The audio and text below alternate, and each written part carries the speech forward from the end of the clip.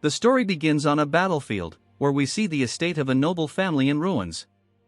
Maids are being slaughtered in the yard, some even burned alive, falling one after another like flies. Even those who don't resist are mercilessly killed. Amidst the chaos, two swords clash as two men engage in a fierce fight. One man raises his sword and swings down, but the other blocks the strike, his eyes filled with fury. We are introduced to the Ragnar clan, a grand ducal family that guards the empire at the northernmost edge of the continent. The Ragnar clan has been able to maintain their position as the Great Northern Wall for over a millennium due to a unique trait they possess. It is said that they carry the blood of dragons. Every member of the Ragnar bloodline is born with exceptional magical abilities, physical endurance, and a natural talent for swordsmanship. Everyone, except for the man currently fighting. As the man is slashed across his chest and collapses, bleeding out, the robed figure before him says that, even in the end, the man never understood that there are things he simply cannot achieve, no matter how hard he tries.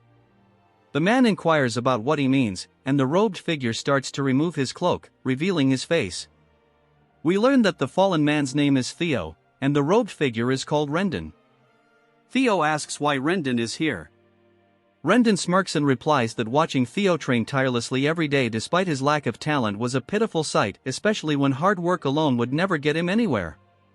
He laughs, mocking Theo, saying that the nickname Imbecile of Ragnar suits him perfectly. He adds that Theo should have hidden away, calling him a talentless fool. Theo, gritting his teeth, accuses Rendon of approaching him under the guise of becoming his sword instructor and teaching him useless sword techniques, only to betray him and sell out the Rose Palace to their enemies.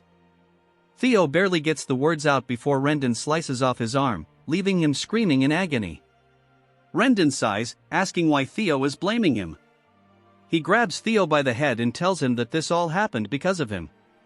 Rendon forces Theo to look at the carnage, the burning Rose Palace, the slaughter of his household members, even his mother being dragged lifeless before him. Rendon coldly informs him that all of this happened because he is the imbecile of the Ragnar clan. In the Ragnar clan, where strength is everything, it's only natural for the weakest to suffer such a fate. Theo, devastated, calls out to Rendon as he grabs his blade with his remaining hand, screaming in a desperate charge. But before he can land a blow, another sword pierces his chest, sending him to the ground.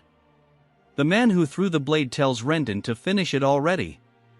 Rendon apologizes, saying he was just reminiscing and is almost done. As Theo lies dying, he wonders if this is truly the end. He couldn't accomplish anything in life, and now he watches everything burn. He laments that perhaps, if he had possessed talent, things could have been different. With his final breath, he is consumed by the flames, and just as he dies, a status window appears before him, informing him that his trait Ragnar's talent has activated, returning him to the regression point. Theo opens his eyes, now staring at a wooden sword. It's Rendon, once again, offering to end the lesson for the day. Theo is shocked and confused, wondering what's happening. Rendon remarks that Theo seems distracted today. Theo, bewildered, believes he must be having flashbacks of his life since he just died.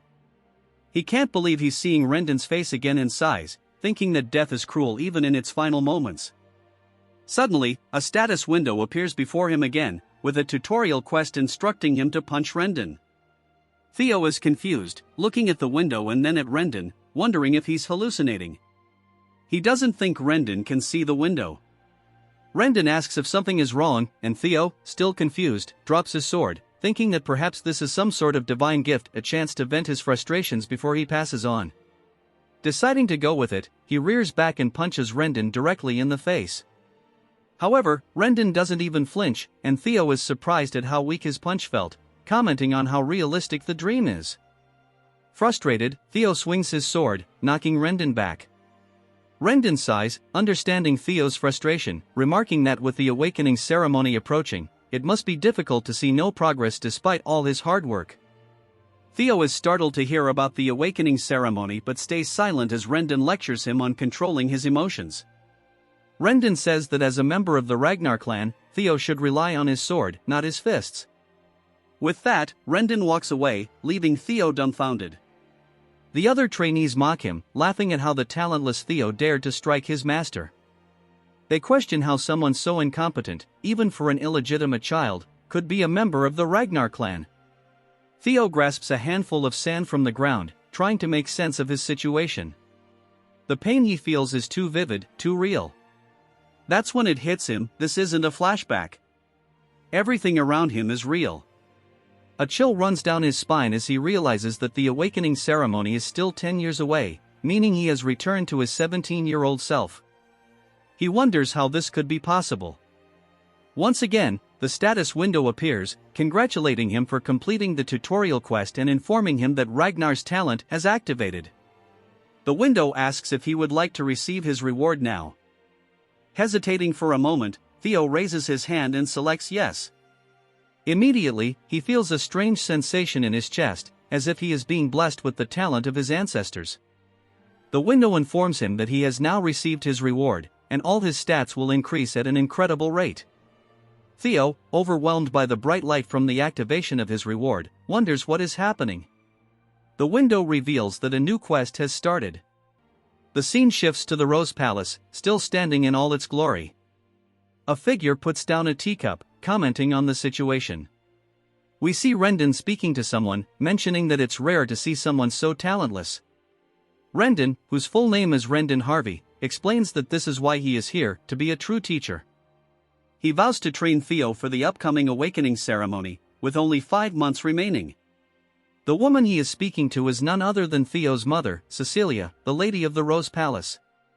She hands Rendon a bag of money, requesting that he give Theo more attention. Rendon assures her that he will teach Theo day and night, though inwardly, he laughs, knowing that he has no intention of doing so. The story continues as Rendon muses over Theo's lack of talent. He scornfully remarks that both Theo and his mother are doomed to failure, calling her a concubine and implying that, like mother, like son, there is no future for their bloodline. Rendon sneers at the money he's received, thinking it's exceptional pay for betraying Theo.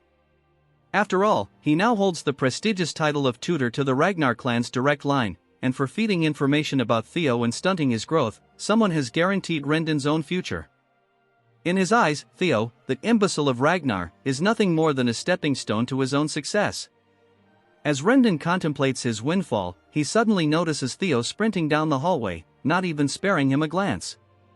Annoyed, Rendon clicks his tongue and shouts after Theo, calling him a loser.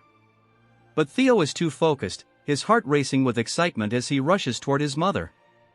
Bursting into her room, he throws his arms around her and calls out her name. Surprised, Cecilia asks if he's tired from his training but is taken aback by the sudden embrace. Theo, overwhelmed with emotion, begins to cry, realizing that he's truly back, 10 years in the past. Memories of his mother's lifeless body flood his mind, along with the heavy realization of his failure, being talentless in his previous life. But now, he's determined to change the future. Tears of joy stream down his face as he clings to his mother, resolved to grow stronger and change his fate. He explains to himself that though he's currently weak and without status, if the mysterious status window he encountered is real, he has a chance to grow. He vows to become powerful enough to hold his ground in the looming succession war and strong enough to exact revenge on Rendon. The next quest from the status window appears: train his body to the limit. He starts at 0%. That night, Theo is seen running furiously through the training grounds, determined to get stronger. He burns with the desire to defeat Rendon, but he knows that with his current weak body, that goal is far off. He recalls his previous life and the intelligence agency he had worked with, Blackwood. Though he was part of the information team due to his lack of combat ability, now the information he gathered will serve him well. He recalls a potion from his past, the Bloody Sword Emperor's Elixir, and its secret manual, understanding its potential to greatly enhance his body. All the extreme training he had given up on before is now achievable, thanks to the activation of Ragnar's talent. As he continues to run, the other trainees notice and comment, surprised by his sudden stamina. Theo, pushing harder than ever before, is now 65% of the way to completing his goal. Days pass, and Theo shows no sign of slowing down, training tirelessly day and night. Evelyn, the manager of the training ground, watches him with curiosity. She yawns, wondering how Theo ever earned the nickname Imbecile of Ragnar when he's clearly showing immense drive and stamina. After days of ceaseless training, Theo is now at 97%, his eyes burning with determination, but his body nearing its limit. We flash back to the previous night, when Theo had rested at 90% progress, only to find that the percentage had decreased. This meant he couldn't afford to rest, he had to push himself to the absolute limit. With this realization, Theo trained relentlessly for 2 straight days without a single break. With each swing of his sword and each lap around the training ground, he gritted his teeth and pushed himself further, determined not to stop until the task was complete. At last, as he teeters on the brink of collapse, the percentage ticks from 99% to 100%. Theo feels an overwhelming sense of relief as the status window appears, congratulating him for completing the second tutorial quest. As a reward, he has been granted a dragon's heart, and for completing the quest so quickly, he receives an additional bonus 10 years worth of magical power from his past life. Completely exhausted, Theo falls to the ground, barely able to move. The status window asks if he would like to receive his rewards now. With trembling hands, Theo clicks yes. The rewards flood into him, a brilliant blue aura emanating from his body as he lies on the floor. Evelyn, who is still watching from a distance, is stunned by the sight, feeling the shockwaves of energy radiating from Theo. After some time, Theo wakes up in a bed, disoriented. He looks around, wondering where he is, when Evelyn walks in, telling him not to worry. She explains that he is in the break room of training ground number 4. Even a Ragnar, she notes, would collapse if they pushed themselves as hard as Theo had. She reintroduces herself, noting that he lost consciousness while training alone that morning, so she moved him here to rest. Theo, still tired but grateful, thanks her. However, Evelyn's curiosity hasn't faded. She offers him a drink and then drops a bombshell. She asks if he knows that within the Ragnar clan, opening one's mana hall before the awakening ceremony is strictly forbidden. Theo calmly acknowledges this and drinks, but Evelyn presses further, reminding him of the consequences for breaking this rule. She then asks him directly if he knows what happens when someone opens their mana hall prematurely. Theo is startled, unsure of where she's going with this, and asks why she's asking. Evelyn then reveals that just before he lost consciousness, a mana wave had occurred that was consistent with the opening of a mana hall. Theo's eyes widen in surprise. Her tone sharpens as she demands to know if he really opened it. Theo nervously tries to play it off, insisting that if he had opened his mana hall, he wouldn't still be alive. But he begins to sweat, recalling the dragon's heart he received as a reward. He realizes that the dragon's heart is actually where a mana hall can be placed, and having it there would make the mana flow through him far more efficiently than normal. Normally, warriors like those in the Ragnar clan long for a dragon's heart because it could bring overwhelming power. However, no human has ever been able to overcome the limitations of using one until now. Theo inwardly marvels at the incredible power he's been given by the quest rewards, but also realizes that it's placed him in an awkward situation with Evelyn. She is a high-ranking swordswoman who retired after losing her left arm. Though she now manages the training grounds, she once commanded the white-armored dragon cavalry, and was so skilled that even the demon dragon of the cavalry admired her. She was known for her fierce principles, the type of person who didn't judge based on status or strength. Dishonesty or cowardice didn't matter to her. Theo reflects on what to say to her, remembering how, when he was being rigid in the past, she had stripped him of his position as his direct superior. If she discovers his mana hall, she will execute him right here and now. He sweats nervously but asks himself if she can really go through with it, wondering what would happen if he isn't caught. Thinking about how well he knows her, he realizes he can use her strict personality against her. He tells her he is also an heir of Ragnar, and if anyone finds out she is spreading false rumors, it would be seen as defiling the family name. She acknowledges this, agreeing that's true by the rules. He then asks her if she knows what the punishment is for humiliating a Ragnar heir. She answers that it is execution, and he says it's good she understands. He tells her to go ahead and check. She's puzzled, wondering if he's always been this bold, but insists that what she sensed was definitely a mana wave. She begins to manifest mana in her hand, telling him to excuse her while she checks. Even if he is of Ragnar bloodline, she tells him, rules are rules and there are no exceptions. She analyzes his abdomen for a mana hall, but finds nothing, which leaves her baffled. She mutters in disbelief, saying there isn't a mana hall. Theo calmly asks her if she felt it or not. Immediately, Evelyn drops to her knees, begging him to execute her for her mistake, offering her life to atone for her sin. Smiling, Theo thinks to himself that, of course, there wouldn't be a mana hall because he possesses a dragon heart, something far beyond ordinary mana halls. Having a mana hall means being able to control one's mana freely, so with the dragon heart, Theo can conceal his mana at will. The fact that humans could possess dragon hearts wouldn't be known for years, so Evelyn would have never suspected such a thing. Patting her on the shoulder, Theo reassures her that there's no need for her to worry. He admires how principled she is, saying that there aren't many people willing to risk their life to enforce the truth, even against an heir. He realizes that having someone as strong as Evelyn indebted to him would be advantageous. The reason the opening of mana halls is forbidden before the awakening ceremony is to prevent overflow, so for her to be concerned about even him, the bastard of Ragnar, makes him happy in a way.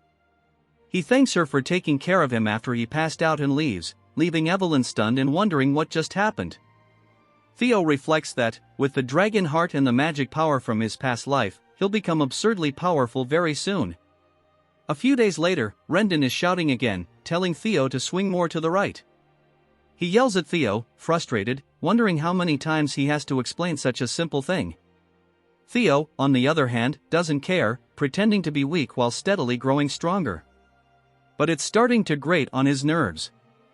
He glares at Rendon, knowing that his instructor is deliberately teaching him poor sword techniques to make him look foolish. Theo becomes more certain that there's a mastermind behind Rendon's actions, possibly the same person responsible for his death in his previous life.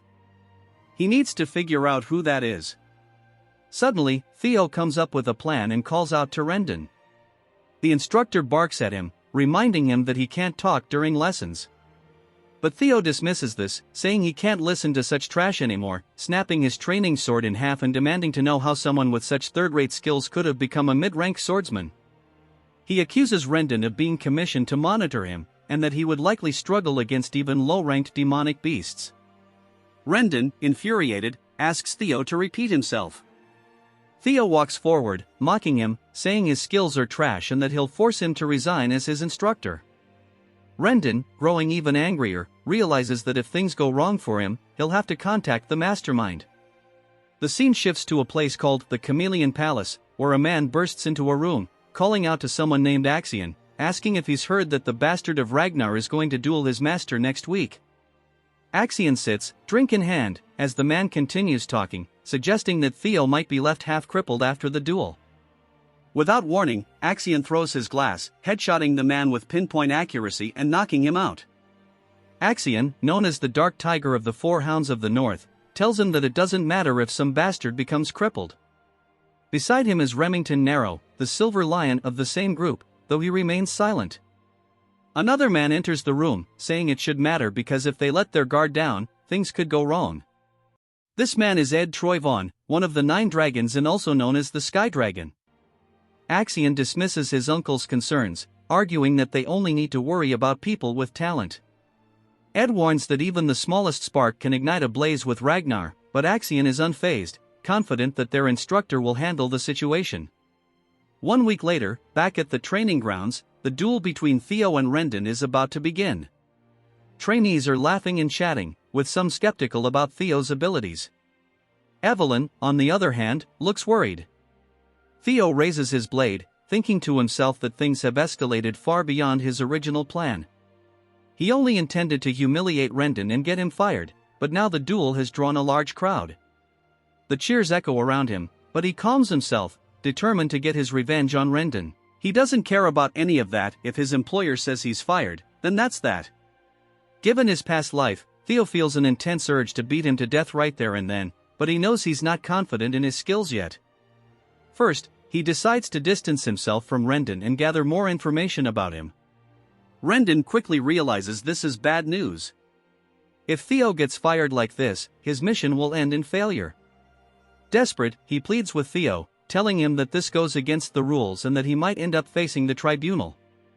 Just then, the status window appears before Theo, informing him of the tutorial quest. Evelyn, thinking quickly, says she has an idea. They should resolve this the Ragnar way. She smiles knowingly. Theo asks if she means by the rule of the strong, and she nods, saying exactly that. They should settle this with a sword match, and there would be no need for Rendon to go to the tribunal. The victors shall be final. Rendon laughs, thinking it's a fantastic idea, fully believing this is going to work in his favor. Evelyn suggests that the match take place a week from now. Theo, taken aback, hesitates, but Evelyn laughs and asks if that timeline is alright with him. Theo responds confidently, though internally he knows it's far from ideal. He cannot beat Rendon yet. The scene shifts to 1 week later. The trainees, buzzing with gossip, mention that from what they've heard, Theo can barely swing his sword properly. One trainee scoffs, saying that's hard to believe. After all, Theo is still a Ragnar. His friend jokes, saying that if Theo were a regular Ragnar, he wouldn't even comment, but since he's the heir to Ragnar's bloodline, there's no way he'll lose to a mid-rank swordsman like Rendon. As the two prepare for the duel, Rendon offers Theo one last chance. If you apologize now, I'll act like none of this ever happened. There's no need to risk your life over something as trivial as pride, he says. Theo smirks and replies, that's exactly what you should be saying. If you don't want to end up a one-armed swordsman, it'd be best for you to accept that you've been fired. Rendon's expression darkens. Furious, he snarls, you're really going to keep this act up to the very end? I was going to let this slide because you're so pitiful, but now I see that won't do. I'll kill you and just call it an accident. The outcome of this match is already decided, so there's no issue here. The duel begins with Rendon offering Theo the first strike, confident that the result is already decided. Theo charges in, their swords clashing.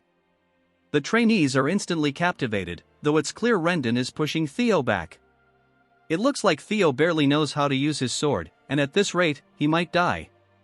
All he can do for now is block Rendon's relentless attacks. Rendon chuckled mockingly, asking Theo what had happened to all his confidence. He sneered, saying that Theo couldn't do anything against him, yet had dared to look down on him. This outcome was obvious, he added. Theo wasn't even a low-ranked swordsman, merely an apprentice. While his skills had recently shown some strange improvement, it wasn't nearly enough. If Theo were at least at the level of one of the 4 Hounds of the North, that would be a different story, but there was no way that imbecile of Ragnar could defeat him. We flash back to Theo confronting Evelyn about her suggestion of the duel. What were you thinking? Theo had asked, but Evelyn simply responded that it was an act of goodwill. If Theo wanted to cut Rendon off completely, he needed to be thorough, she explained, since it seemed like Rendon had someone backing him. Firing him wouldn't be enough. Surprised, Theo asked how she knew this, and Evelyn replied that once she saw Rendon teaching Theo a weird sword style, she had someone investigate him. After all, the way he was teaching looked awkward and excessive, so she wondered where such a lousy instructor had come from. Theo reflected on how Evelyn hadn't caught on to this in his past life, but now, due to the incident with his mana haul, he must have piqued her interest. Evelyn set her tea down, revealing that every trace of Rendon led back to a single place, the Camellia Palace. Theo, shocked, asked if this was all because of their miserable war for the throne, anger swelling inside him. He quickly calmed down, surprised by how much Evelyn had discovered. Still, he pointed out that with his current skill level, he couldn't defeat Rendon. What's your plan now? He asked. Evelyn smiled, assuring him that he was underestimating his potential. Back in the present, Rendon, now desperate, charged forward, swinging his sword recklessly at Theo. If you kneel now, I might just forgive you, he taunted, swinging his sword down heavily. Theo blocked it effortlessly, not even straining. Rendon, puzzled, started to realize something was wrong. How was Theo blocking all his attacks so easily? This wasn't the Theo he knew. Growing more frantic, Rendon continued his assault, but to no avail. From the sidelines, Remington watched with the other trainees, shocked. He's not being pushed back, he's actually holding his ground, one whispered in disbelief. Evelyn, as expected, stood smiling. She had told Theo that 1 week of her personal training would be more than enough to surpass someone like Rendon. He was merely a pathetic excuse for a teacher, after all. Theo grinned, realizing how well things had turned out. Having Evelyn indebted to him had been more than worth it. However, there was one thing nagging at him, and he had asked her during their conversation why she was helping him so much. Evelyn had responded that while part of it was indeed because of what had happened before, she also knew someone who was obsessed with gathering talented individuals. Meanwhile, Rendon was panicking. Theo shouldn't have any talent, is he acting this whole time, he wondered. His mind raced as Theo suddenly asked, who's backing you? Caught off guard, Rendon stammered, what are you talking about? Theo, unimpressed, continued, did you really think I wouldn't notice? You've been giving me those worthless lessons on purpose. Show me a palace, perhaps? The moment Theo mentioned the palace, a chill ran down Rendon's spine. How did he know? Theo smiled, pleased with the response, and said, so you are being honest. Tell me, do you know what it feels like to have your arm chopped off? In an instant, Theo dashed forward, swinging his blade toward Rendon's arm. Before Rendon could react, his arm was severed, just as Theo had lost his in his past life. Rendon, horrified, watched his arm fly through the air, growing more distant with each passing second. He looked up at Theo in disbelief. Remington, too, was taken aback by the sudden turn of events, while Rendon collapsed, screaming in agony. Theo stared down at him, eyes cold and resolute. I've definitely gotten stronger, Theo thought. And there's still so much room to grow. He then reminded Rendon of the last words he'd heard before his death in his previous life, it's your fault this has happened. Rendon, now in utter panic, pleaded, what are you talking about? But Theo simply readied his blade. It's your fault you're dying here today, Theo declared. Of all the Ragnars who believe in the rule of the strong, you are the weakest. These were the exact same words Rendon had spoken before killing Theo in his past life. Desperation filled Rendon's voice as he cried out, wait. But it was too late. With one swift strike, Theo decapitated him. Rendon's final sight was his own body, now separated from his head. With that, Theo completed his third tutorial quest. The trainees looked on, dumbfounded, unable to believe that Theo, an apprentice swordsman, had defeated a mid-tier opponent like Rendon. They murmured amongst themselves, how did he do that? Theo, however, simply looked down at Rendon's corpse with disdain. So weak, he muttered, disgusted that he had suffered at this man's hands in his previous life. But now, things were different. The system window popped up, notifying him that, in addition to completing the quest, he had earned an extra reward, a new ability called Observation. Theo also regained a year's worth of magic power. Confused yet intrigued, Theo wondered what Observation was. Suddenly, a figure descended from the sky, landing directly behind Theo with an explosion of aura that shattered the ground. Theo turned to see none other than Julius Ragnar, the demon dragon and commander of the white-armored dragon cavalry. Julius's overwhelming aura filled the air. How long has he been watching? Theo wondered, his heart pounding. Even Evelyn, usually calm, was annoyed by her former superior's dramatic entrance. Does he really have to destroy the floor every time? She muttered to herself. Julius approached, eyes glowing red. Theo braced himself for the worst, but Julius suddenly burst into laughter, slapping Theo on the back. That was exciting, Julius boomed. He praised Theo for his talent, even adding that he had surpassed his master. While Theo was still processing everything, Julius put his hand on his shoulder. Join the white-armored dragon cavalry, he said, leaving Theo completely stunned. Evelyn, on the other hand, had seen this coming. The trainees couldn't believe it either. There's no way, the imbecile of Ragnar got scouted by the white-armored dragon cavalry, they whispered in disbelief. No matter how well he fought, that's just not possible. Remington then speaks up, addressing one of the trainees. He asks if there's ever been a case where an apprentice swordsman, who hasn't even gone through the awakening ceremony, has been scouted. The trainee responds that he hasn't heard of such a case. Remington confirms, saying it's because it's impossible to accurately measure someone's potential while their mana hall is still sealed. Even if their swordsmanship is exceptional, their magical ability might be lacking. He admits that no matter how incredible Julius's intuition is, even he can't be completely certain. But for some reason, it seems Julius sees something in Theo that they don't. Remington wonders what kind of potential Julius saw in Theo and even muses if the commander might take an interest in him as well. Theo, however, firmly declines the offer, his expression stern. Julius is stunned, speechless, as is Remington. Evelyn drops her cigarette in disbelief. The entire arena is met with dead silence. Later on, rumors begin circulating among the trainees. Some speculate that Theo refused Julius's offer because he thought his own skills weren't yet worthy. After all, it's not every day one sees a humble Ragnar.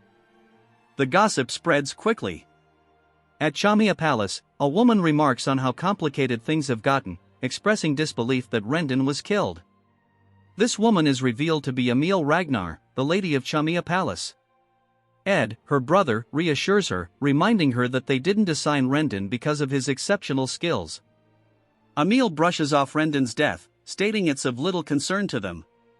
She explains that Julius, the demon dragon, personally reached out to Theo, and what's more, it seems Evelyn was behind it.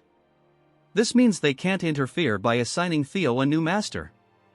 If Theo starts gaining too much attention, it will only become harder for them to gain control over the Rose Palace. Asks Emil why she's so concerned about Theo standing out, suggesting that the clan head won't take much interest in him anyway, so their plans should proceed as normal. Emil reminds him that their best shot at taking control of the Rose Palace without offending the clan leader is to keep Theo weak and powerless. Axion agrees, saying that Theo is still powerless. He questions how much someone like Theo could have changed. Evelyn and Julius, after all, have always had a soft spot for underdogs. Ed, however, isn't convinced, warning Axion that they should have told Rendon to be more careful.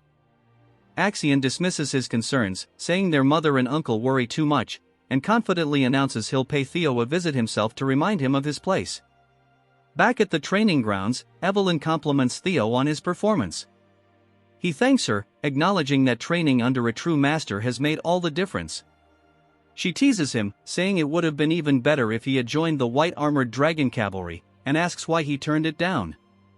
Theo admits that a small part of him regrets it since joining Julius's cavalry had been a dream of his in his previous life. But he believes that joining now would be premature and that there's no need to limit himself so early. He points out that the privileges awarded to the top performer at the awakening ceremony are far greater than simply joining the cavalry. He confides that he doesn't want any special treatment and is content training under her until the ceremony. Evelyn, satisfied with his response, tells him Julius won't be disappointed either. Theo then activates his newly acquired skill, observation, to analyze Evelyn. He discovers her age, title, rank, and even her admiration for his humility and character. Theo muses that this skill will be incredibly useful, and he's confident he'll be able to leverage it to his advantage. While scanning her status, he notices something unusual. Her profile mentions that she misses the white-armored dragon cavalry. He's intrigued by this revelation. Suddenly, a man approaches and introduces himself as Sybil from the Southern Inspection Post. He informs Theo that he has something important to discuss with him. Theo, finding him a bit intimidating, uses observation on Sybil and is startled by the results. Sybil's title is revealed as the Dunce of the Southern Inspection Post, and his demeanor is described as full of enthusiasm and excitement. He longs to cross swords with Theo, though this sentiment comes across as unsettling to Theo, who starts to feel creeped out. The last tutorial quest has begun, and it's titled Discard the Imbecile of Ragnar. Sybil pleads with Theo, admitting that in the past, he ignored him, fully believing that the title of Ragnar's imbecile was appropriate. Theo debates whether to kill him on the spot, but Sybil goes on to explain that he's been observing Theo's efforts. He notes that Theo trains harder than anyone else, day in and day out. He then confesses that after seeing Theo's performance against Rendon, and the fact that Julius himself invited him, Theo has now become his idol. He shares that he was once on the verge of giving up after being labeled the idiot of the Southern Inspection Post, but Theo inspired him to keep going. He begs for the chance to spar with Theo. Theo, initially skeptical of Sybil's intentions, uses observation to verify his sincerity. He's surprised to find that Sybil's admiration is genuine. Reflecting on how people react to him, Theo realizes that after defeating Rendon and gaining Julius's attention, he expected people driven by jealousy to come and challenge him. Instead, he's finding that there are those who genuinely want to follow him. He concludes that perhaps the Ragnar family members still have some pride left after all. Realizing that he'll need loyal allies if he's to rise to the position of clan head, Theo sees this as an opportunity. This quest, which is the final part of the tutorial, gives him a chance to shed the unwanted title of Ragnar's imbecile, something he was never able to escape in his previous life. He asks Evelyn for a moment to spar with Sybil, and she agrees, encouraging him to showcase his skills. Theo and Sybil take their positions, each formally introducing themselves and their masters. Evelyn smiles upon hearing Theo proudly name her as his master.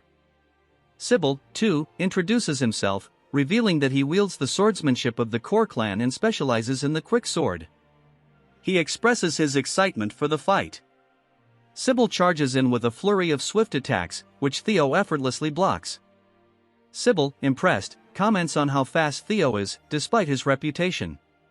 He adds that even though he was called the fool of the Southern Inspection Post, he takes great pride in his speed.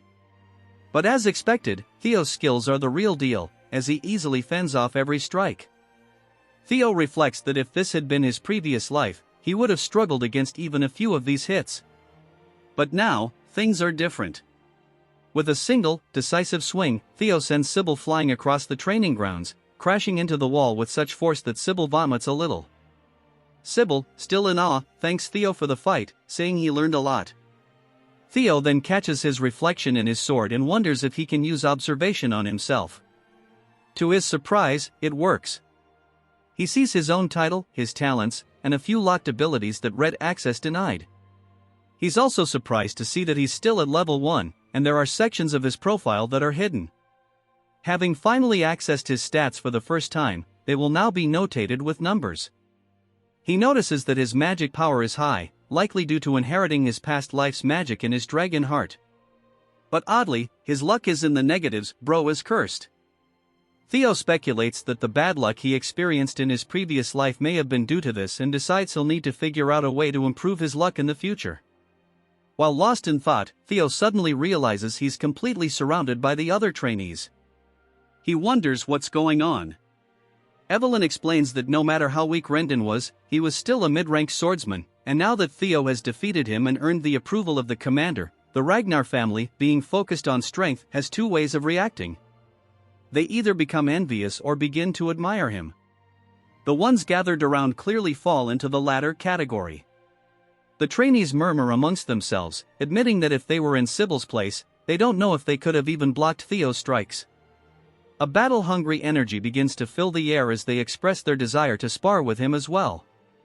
Theo, feeling a bit overwhelmed, sighs and calls forward one of the men he recognized, named Eody, surprising the man that Theo knew his name.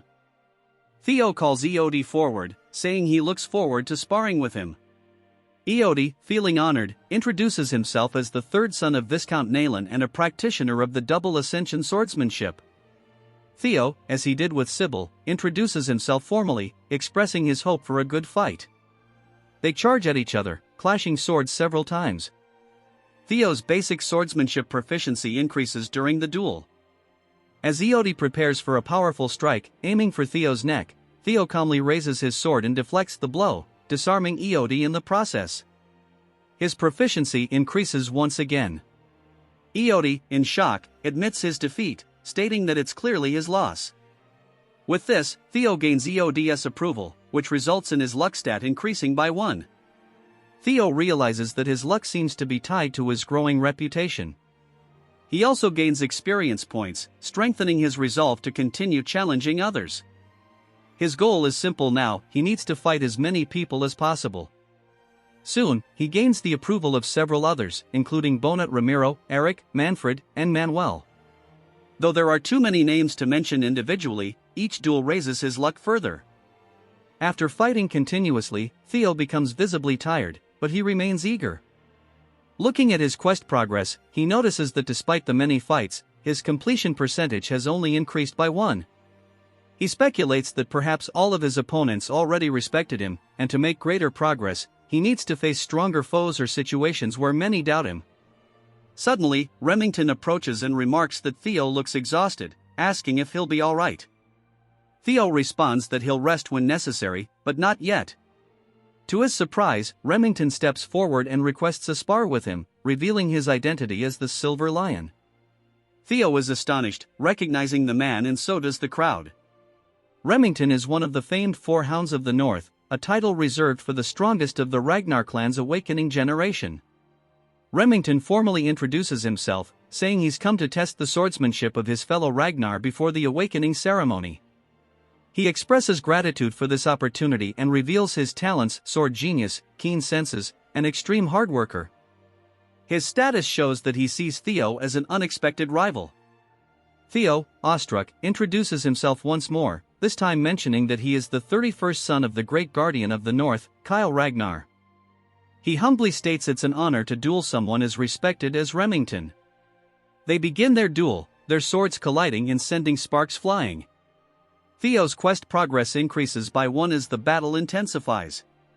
Their swords grind against each other, and then suddenly, pieces of Theo's sword shatter, flying through the air. Remington stands confidently, having broken Theo's blade. The crowd is stunned, while Evelyn watches with a knowing expression. The trainees are in disbelief, and Sybil struggles to accept the result. Despite breaking Theo's sword, Remington unexpectedly admits defeat, saying it's his loss. The trainees are confused, but Remington explains that Theo's sword was already worn out, and on top of that, he was clearly exhausted from previous fights. Theo, however, responds that in a real battle, no one would offer such considerations. As soon as his blade broke, he had already lost. Remington smiles, and they shake hands, acknowledging each other's strength. This moment earns Theo a 5% increase in his quest completion, and even Evelyn seems pleased with the outcome. Theo reflects on the duel, realizing just how strong Remington is. While he's grown stronger through acquiring talents and secret techniques, he still has a long way to go compared to the other elites of his generation. Despite the duel being cut short, he gains a lot from it, including a significant increase in his luck and reputation. Remington then reveals that he didn't come just for a duel. He formally invites Theo to join the Scaled Dragon Society, an exclusive group that only those selected can join. Sybil, overhearing, is astonished and explains that the society is prestigious. Theo is curious about Remington's true motives but sees this as an opportunity. The society, led by Action, is filled with individuals who look down on him. It's the perfect environment for Theo to progress his quest and gather intelligence on Action. Without hesitation, Theo accepts the invitation, thinking it will also provide useful reconnaissance at the Camellia Palace. Later, at the Rose Palace, Cecilia bursts into Theo's room, overjoyed by the news of his invitation to the Scaled Dragon Society. She informs him that, since Action and other influential figures will be present, everything about him, from his attire to his behavior, will be scrutinized. She takes his measurements, preparing him for the event, reminding him that as a former actress, she can help him make a strong impression. Theo reflects on his past life, remembering how his mother had always carried guilt for him being labeled as the child of a concubine. The cold and harsh Ragnar clan had been unforgiving to them both. He realizes how difficult it must have been for her, having a son who never quite met expectations. His mother, resting her head on his chest, assures him she believes in him. She knows he can succeed, and he smiles, comforted by her unwavering faith. Hugging her tightly, Theo vows that every step he takes forward will be for both of them. He's determined now more than ever he's going to crush the Scaled Dragon Society. The scene jumps to the night of the banquet for the Scaled Dragon Society. Remington is standing outside a carriage, waiting, when he's surprised by the sight of Theo slowly approaching. Theo is decked out in sharp attire, and he gives Remington a confident smile. Remington, astonished, asks if it's really Theo, remarking that he looks like an entirely different person. They both chuckle, and Remington gestures for Theo to head inside. Theo admits that Remington has a point. Not only has he grown taller, but his body is also more developed after 2 weeks of intense training. During that time, Remington visited him daily, and they've grown close. Theo has also amassed quite a few followers, though he notes that most of them look like the same guy with slightly different haircuts. Evelyn, observing the situation, sighs and mutters that she only intended to train Theo for a short while, but it has turned into a much bigger ordeal than she expected. Theo reflects on the past 2 weeks and sighs, admitting it was exhausting. As they approach the venue, Remington comments that he heard this is Theo's first formal banquet, and Theo confirms it. Remington reassures him, telling him not to be nervous, he'll do well. But there's one thing Theo should know. Curious, Theo asks what it is. Remington explains that his friend, Action, can be quite mischievous, and it was actually Action who extended the invitation, wanting to meet Theo personally. Remington hopes Theo won't judge him too harshly, as Action is the one who organized the banquet. Theo realizes that it wasn't Remington who invited him but Action instead. He muses that things are going almost too smoothly and tells Remington that he's looking forward to it. At least now he knows that when he arrives, he'll likely face some hostility, which works to his advantage. Meanwhile, Action, who is already at the banquet, thinks about the imbecile of Ragnar coming to meet him, excited to have a new toy to play with. As the carriage pulls into town and comes to a stop, Remington informs Theo that they've arrived. Stepping out of the carriage, Theo immediately spots the Camellia Palace, a place deeply tied to the trauma of his past life, as they were the ones who interfered with his growth and ultimately consumed him, his mother, and the entirety of the Rose Palace. Remington asks if Theo is ready to enter, and Theo replies that he is. Remington then shares the news that Action will personally come out to greet him, and they should find him near the entrance. As they approach, Theo begins tuning out Remington's words, realizing that Action is likely trying to put him in his place. But he didn't come here without a plan. Action will soon realize that Theo is no longer the same as before. Theo's attention shifts when he notices a blue light shining from one of the windows, the same light that signals a quest, making him wonder if a new quest awaits inside the palace. While Theo is distracted, something suddenly explodes near him, releasing a white powder into the air. Remington shouts Theo's name and rushes to him, but Theo reassures him that he's fine. Remington yells at the culprits, demanding to know what they were thinking. Theo, on the other hand, muses that in his past life, he wouldn't have been able to dodge that. He initially suspected that Remington was in on the prank, but now he realizes that Remington is genuinely confused. The ones who threw the powder laugh from a window, saying it was just a friendly greeting and a basic courtesy. Remington, furious, asks them what they mean by greeting. Action steps in, telling Remington not to be angry, it was just a greeting between brothers. Action's behavior reveals that he has a talent for manipulation, and Theo mentally prepares himself for the challenges ahead. Looking at Action, Theo pauses for a moment, then smiles, thanking him. His response catches Action off guard. Theo adds that with such a warm welcome, he can only be grateful, and he's looking forward to the party. This subtle shift annoys Action, though he quickly masks it with laughter, remarking that Theo has become quite entertaining since he last saw him. Inside the palace, people are already socializing, though most are murmuring about why Action would even invite Theo in the first place. Although Theo is from a direct line, his reputation as the imbecile of Ragnar leaves many questioning the decision. Remington apologizes to Theo, saying the group usually doesn't behave this way. Theo brushes it off, saying he's actually more than grateful. Remington, puzzled, wonders why Theo is so nonchalant about the situation. In reality, Theo is pleased. The more they underestimate him, the easier it will be to crush them later. His attention drifts back to the blue light upstairs, confirming that it must be related to his quest, but he doesn't yet have a natural way to approach it. As Theo sips his drink, deep in thought, Action begins descending the stairs, asking how Theo is enjoying the party. Theo briefly feels a surge of anxiety but quickly calms himself, smiling and thanking Action for the invitation. Action, with a sly smile, apologizes for the earlier incident, admitting it might have been too much. He steps in close, his tone turning menacing, and asks Theo if he agrees. Remington, sensing the tension, grows concerned, but Theo surprises everyone by asking why Action would apologize. He plays it off casually, saying he only remembers it as a friendly greeting that even caught him off guard. Theo then slaps Action's back playfully, laughing and complimenting his mischievous side, claiming he never knew Action was so fun. Theo continues, saying he's changed a lot and that he likes this new side of him. The others, watching from a distance, laugh quietly, assuming Theo is only playing along because he knows he's inferior to Action. They comment that as an illegitimate child, Theo has no real standing and cannot possibly challenge the noble bloodline of thron. Even though both he and Action are Ragnar's sons, they are on entirely different levels. As the banquet continues, someone remarks that there's no way to compare thron, the prestigious swordsmanship clan from the east, with some random woman from who knows where. Tries his best to stay calm, especially after hearing the insult aimed at his mother. Soon after, they start taking jabs at Remington, asking why he's wasting his time with that imbecile, but then they add that it makes sense. Remington, after all, is also an illegitimate child.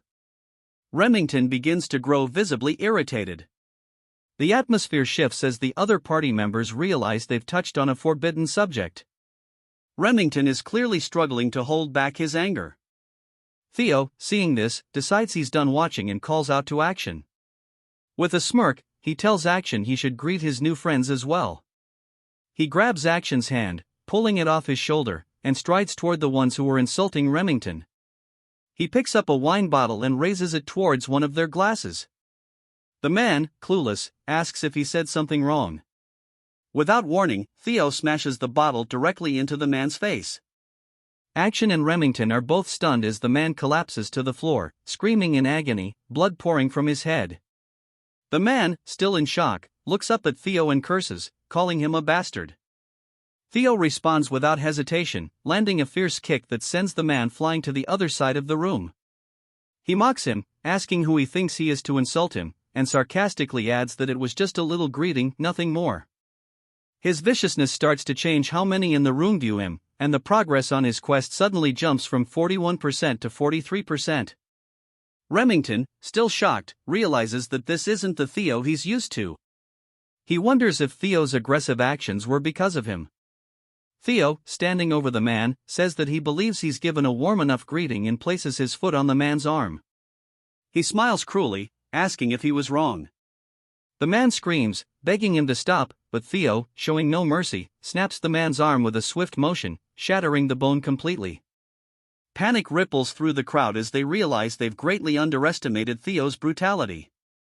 His quest progress jumps to 58%, and when the man loses consciousness from the pain, it ticks up another percentage point. Theo, now satisfied, releases the man's arm and glances around the room, asking if anyone else would like to say hello. His progress skyrockets to 66%. Suddenly, 4 men leap down from the upper floor, surrounding Theo in an instant. Each one unsheathes their blade in unison, pointing their weapons directly at his throat. One of them declares that Theo has committed the grave sin of harming the young master, and such a crime will be repaid with death. Theo, unfazed, laughs and remarks that this is exactly how it should be. He asks who the young master is, and the guards respond that he is the third young master of the Hanabi clan. His name is Ian. Theo smirks, realizing this is what he expected. He came here knowing the place was filled with enemies. He recognizes the Hanabi clan as one of the 6 snow clans that serve Ragnar, and he anticipated that they wouldn't sit quietly while the imbecile they've long mocked suddenly started causing trouble. Theo then shrugs, asking, "So what?" His question unsettles the guards, but Theo is done letting others walk over him. He questions whether the dogs of one of Ragnar's bannerman clans dare to demand his death and asks if they can truly take responsibility for their words. His aura grows heavy, causing all the guards to sweat nervously, unsure of what kind of pressure they're feeling. They begin to wonder if this is really the same imbecile of Ragnar they thought they knew.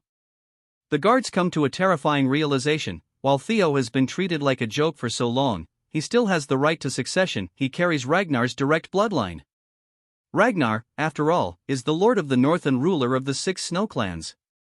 Declaring death to one of Ragnar's bloodline would normally result in swift retribution, with an entire clan potentially being wiped out. They now realize the situation has changed, and they need to apologize quickly. Before the guards can act, Theo coldly orders someone to kill them all. In the blink of an eye, swords flash, and all 4 guards lose their heads, one after another. Blood spills across the floor, but Theo remains unfazed. A familiar figure taps the ground. It's none other than Evelyn. She wipes the blood off her blade, shocking everyone in the room. Even Action didn't expect to see her here. Theo's quest progress hits 70%. Evelyn calmly asks Theo when he realized she was following him. He laughs, saying it was obvious. He's not entirely sure why, but having her here will allow him to turn the tables without any worries. Standing before the 4 headless bodies and the unconscious Ian, we flash back to a scene with Julius.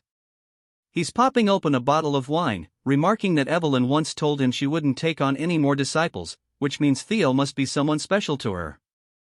Evelyn brushes it off, but Julius presses, asking if she doesn't have somewhere to be. He teases that his recent joy has been tormenting her. She comments that the wine is expensive, to which he responds by chugging it, grinning. Evelyn, realizing she can't argue with him, admits that Theo's talent is exceptional. Among all her disciples, he's the best. Julius, recalling that Action also trained under her, asks if that means Theo is better. Evelyn confirms that in terms of potential, Theo far surpasses Action. These are not empty words, either. Julius laughs, saying she's always had a sharp eye for things and should have seen this long before him. He then sighs, asking if that means Theo has been hiding his strength this whole time, as people can't change that drastically overnight. Evelyn agrees, noting that it's odd for someone who has concealed their true power to suddenly flaunt it. She's concerned that Theo might be rushing into things, as his sudden change seems like he's being chased by something. His attendance at this banquet also carries that same weight. Julius, sensing her worry, puts down the wine and says it's probably because of Action. He advises her to follow Theo to ease her mind. Evelyn asks what he means, and Julius hints that it might not be what she's concerned about, but something significant will definitely happen when young wolves thirsting for blood gather together. He encourages her to try and tempt Theo to join their ranks, and if she wants, she's welcome to return as well. Julius even teases her about how she still longs for her old group, placing a uniform on the table. He invites her to come back and take responsibility, especially after she gets Theo to join them.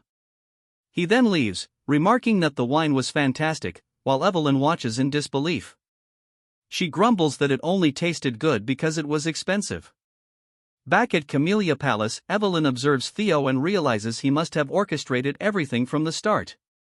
She now wonders if he planned to attend the banquet aiming for this exact outcome and if he was someone she needn't have worried about all along. She contemplates when exactly he noticed her presence. But, of course, Theo had sensed her the moment he entered the carriage. As a possessor of a dragon heart, he has enhanced energy perception, akin to a sixth sense. With the stage now set, Theo addresses Evelyn, stating that most of the people here have disrespected a successor candidate and asks what the punishment is for such an offense. Evelyn responds that, according to clan law, immediate execution is an option. Theo laughs, saying since they're all just kids who haven't even undergone their awakening ceremonies, they should lose an arm each, and that will suffice. Without hesitation, Evelyn charges into the crowd, cutting off the arms of everyone who had mocked Theo. As she does, Theo calls out their names and their family status, making it clear how insignificant they are compared to the power of the Ragnar family. By the end of Evelyn's ruthless spree, Theo's quest progress hits 79%. One man, trembling, grabs onto Action's pants, begging him to intervene.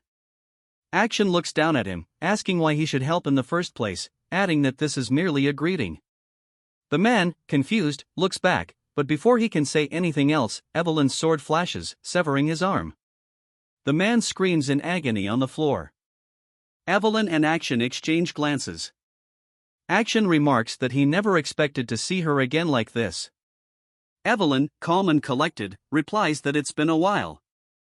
The quest progress hits 82%. Action observes that Evelyn only targeted those who made comments about the bloodline. Theo had made it clear that even as a fellow successor candidate, not even he could halt Evelyn's actions. Evelyn turned her head toward Theo, reporting that she had severed the right arms of the 14 individuals he had commanded her to. He complimented her, saying, "Good job," and asked her for a status update. She informed him that if they hurried to a priest, the arms could be reattached, but their future as swordsmen would be uncertain. Theo nodded, stating that was sufficient. Remington, concerned, asked Theo if he was all right.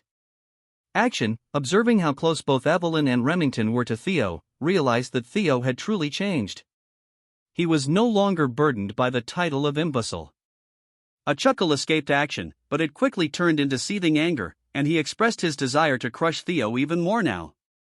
Theo, unfazed, said it was time to leave, and both Evelyn and Remington followed him.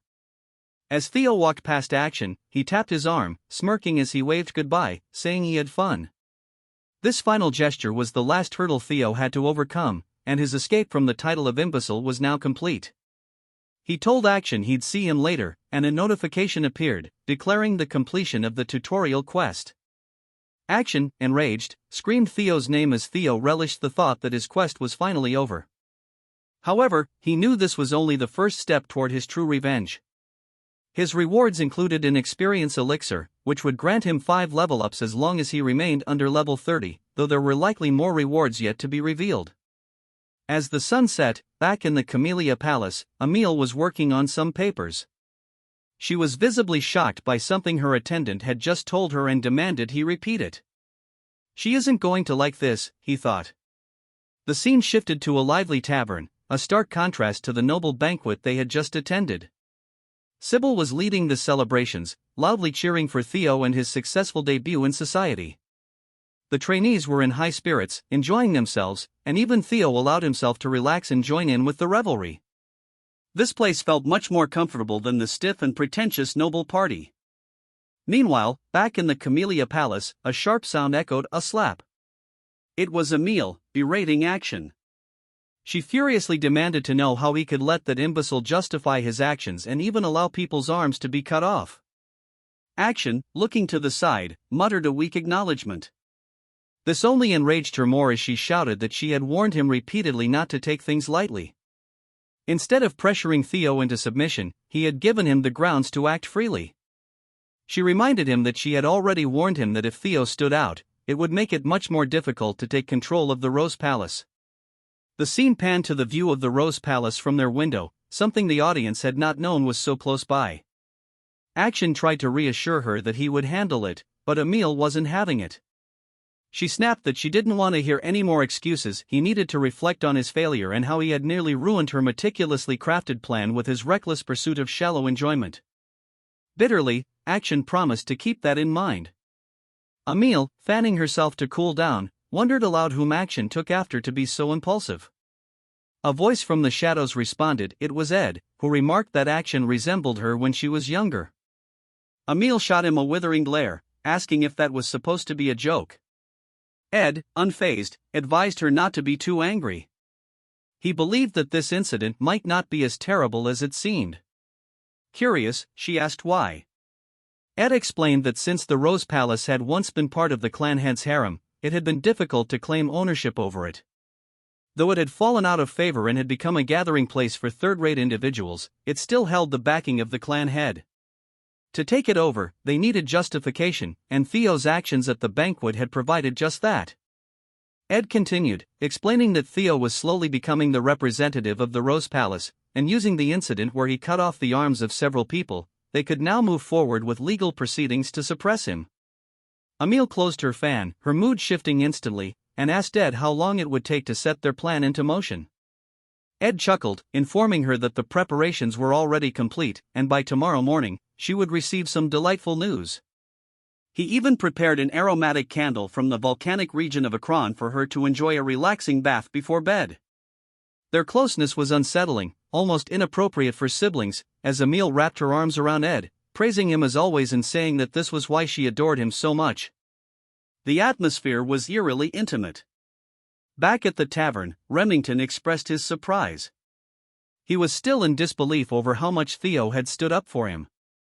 Theo, confused, asked what he was talking about, wondering if Remington had had too much to drink, even though he'd only been sipping orange juice.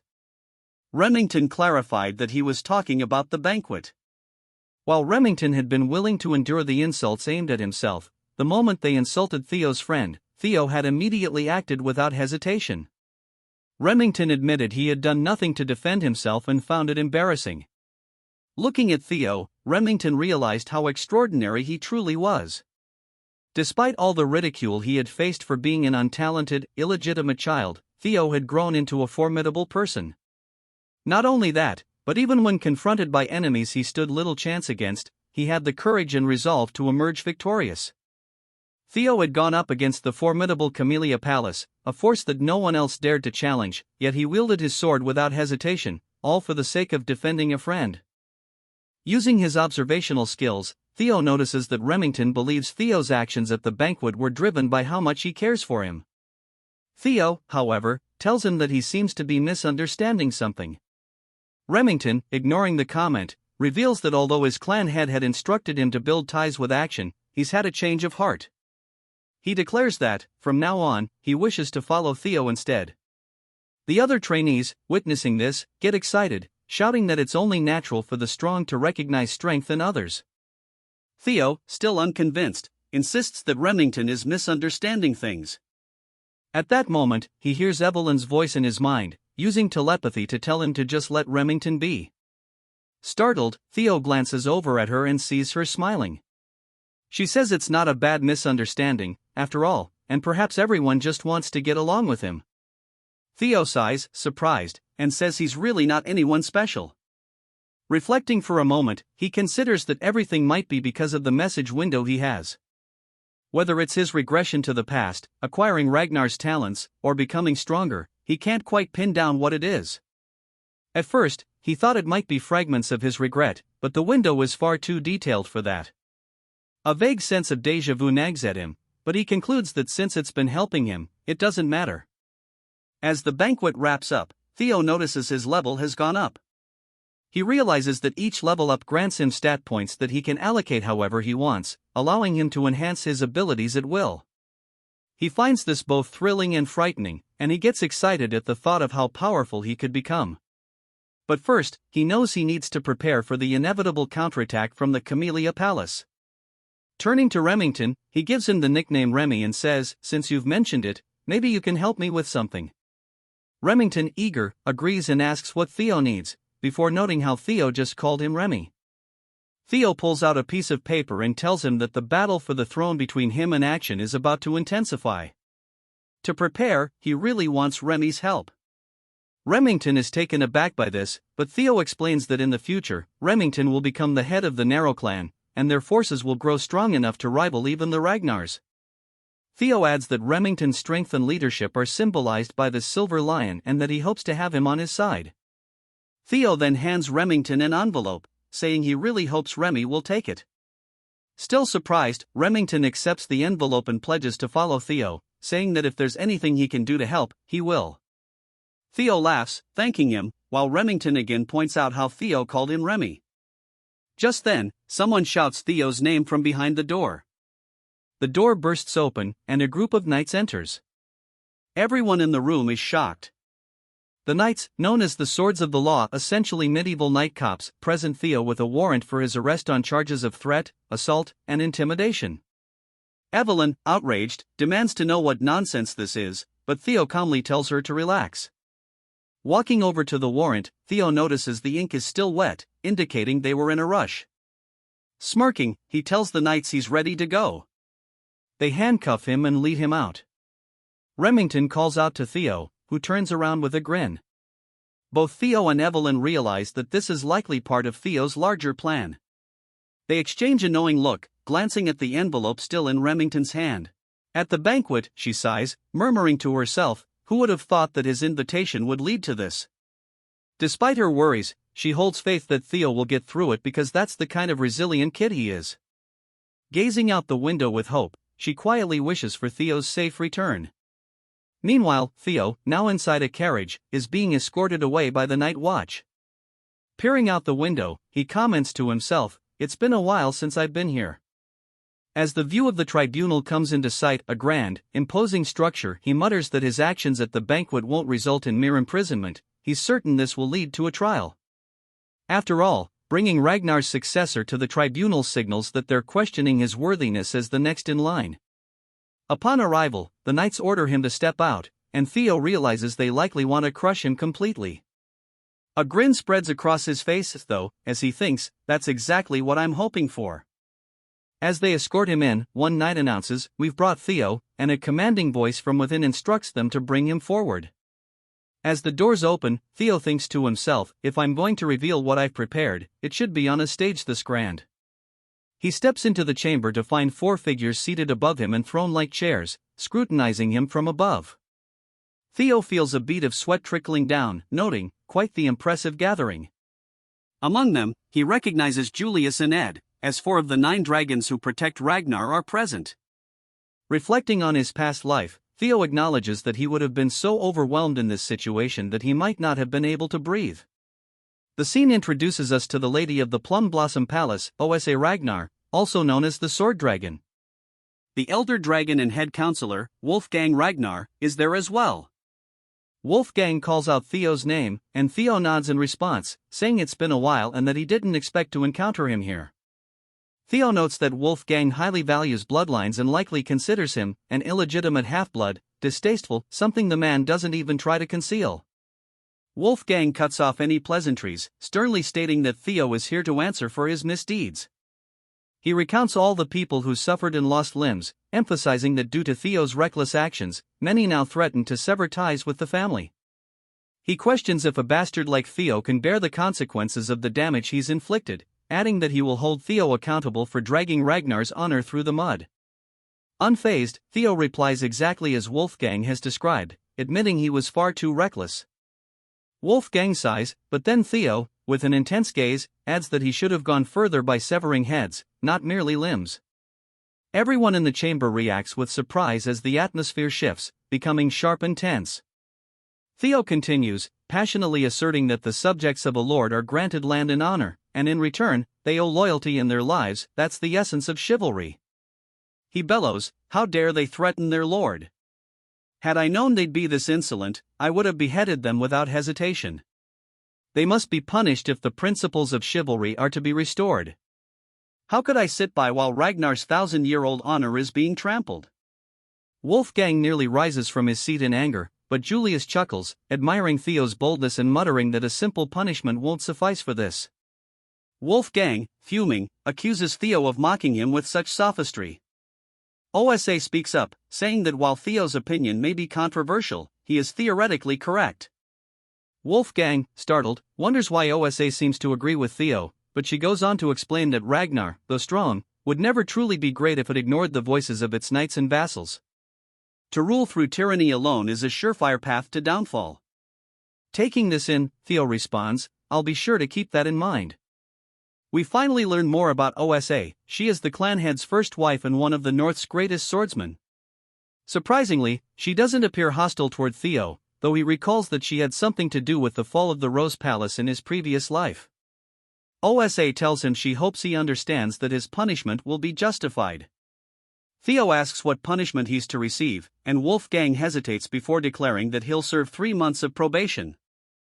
Theo objects, noting that the awakening ceremony is only 2 months away. Wolfgang snaps at him for talking back, but OSA reassures Theo, saying she considered the timing and has arranged for him to participate in next year's ceremony. It's also been decided that the 15 children Theo injured will join him in next year's event. Ed, seated nearby, remarks that, due to the demon dragon's interference, Theo's punishment ended up lighter than expected. We then see Ed conversing with others, explaining that while the lighter punishment isn't ideal, it serves his plan.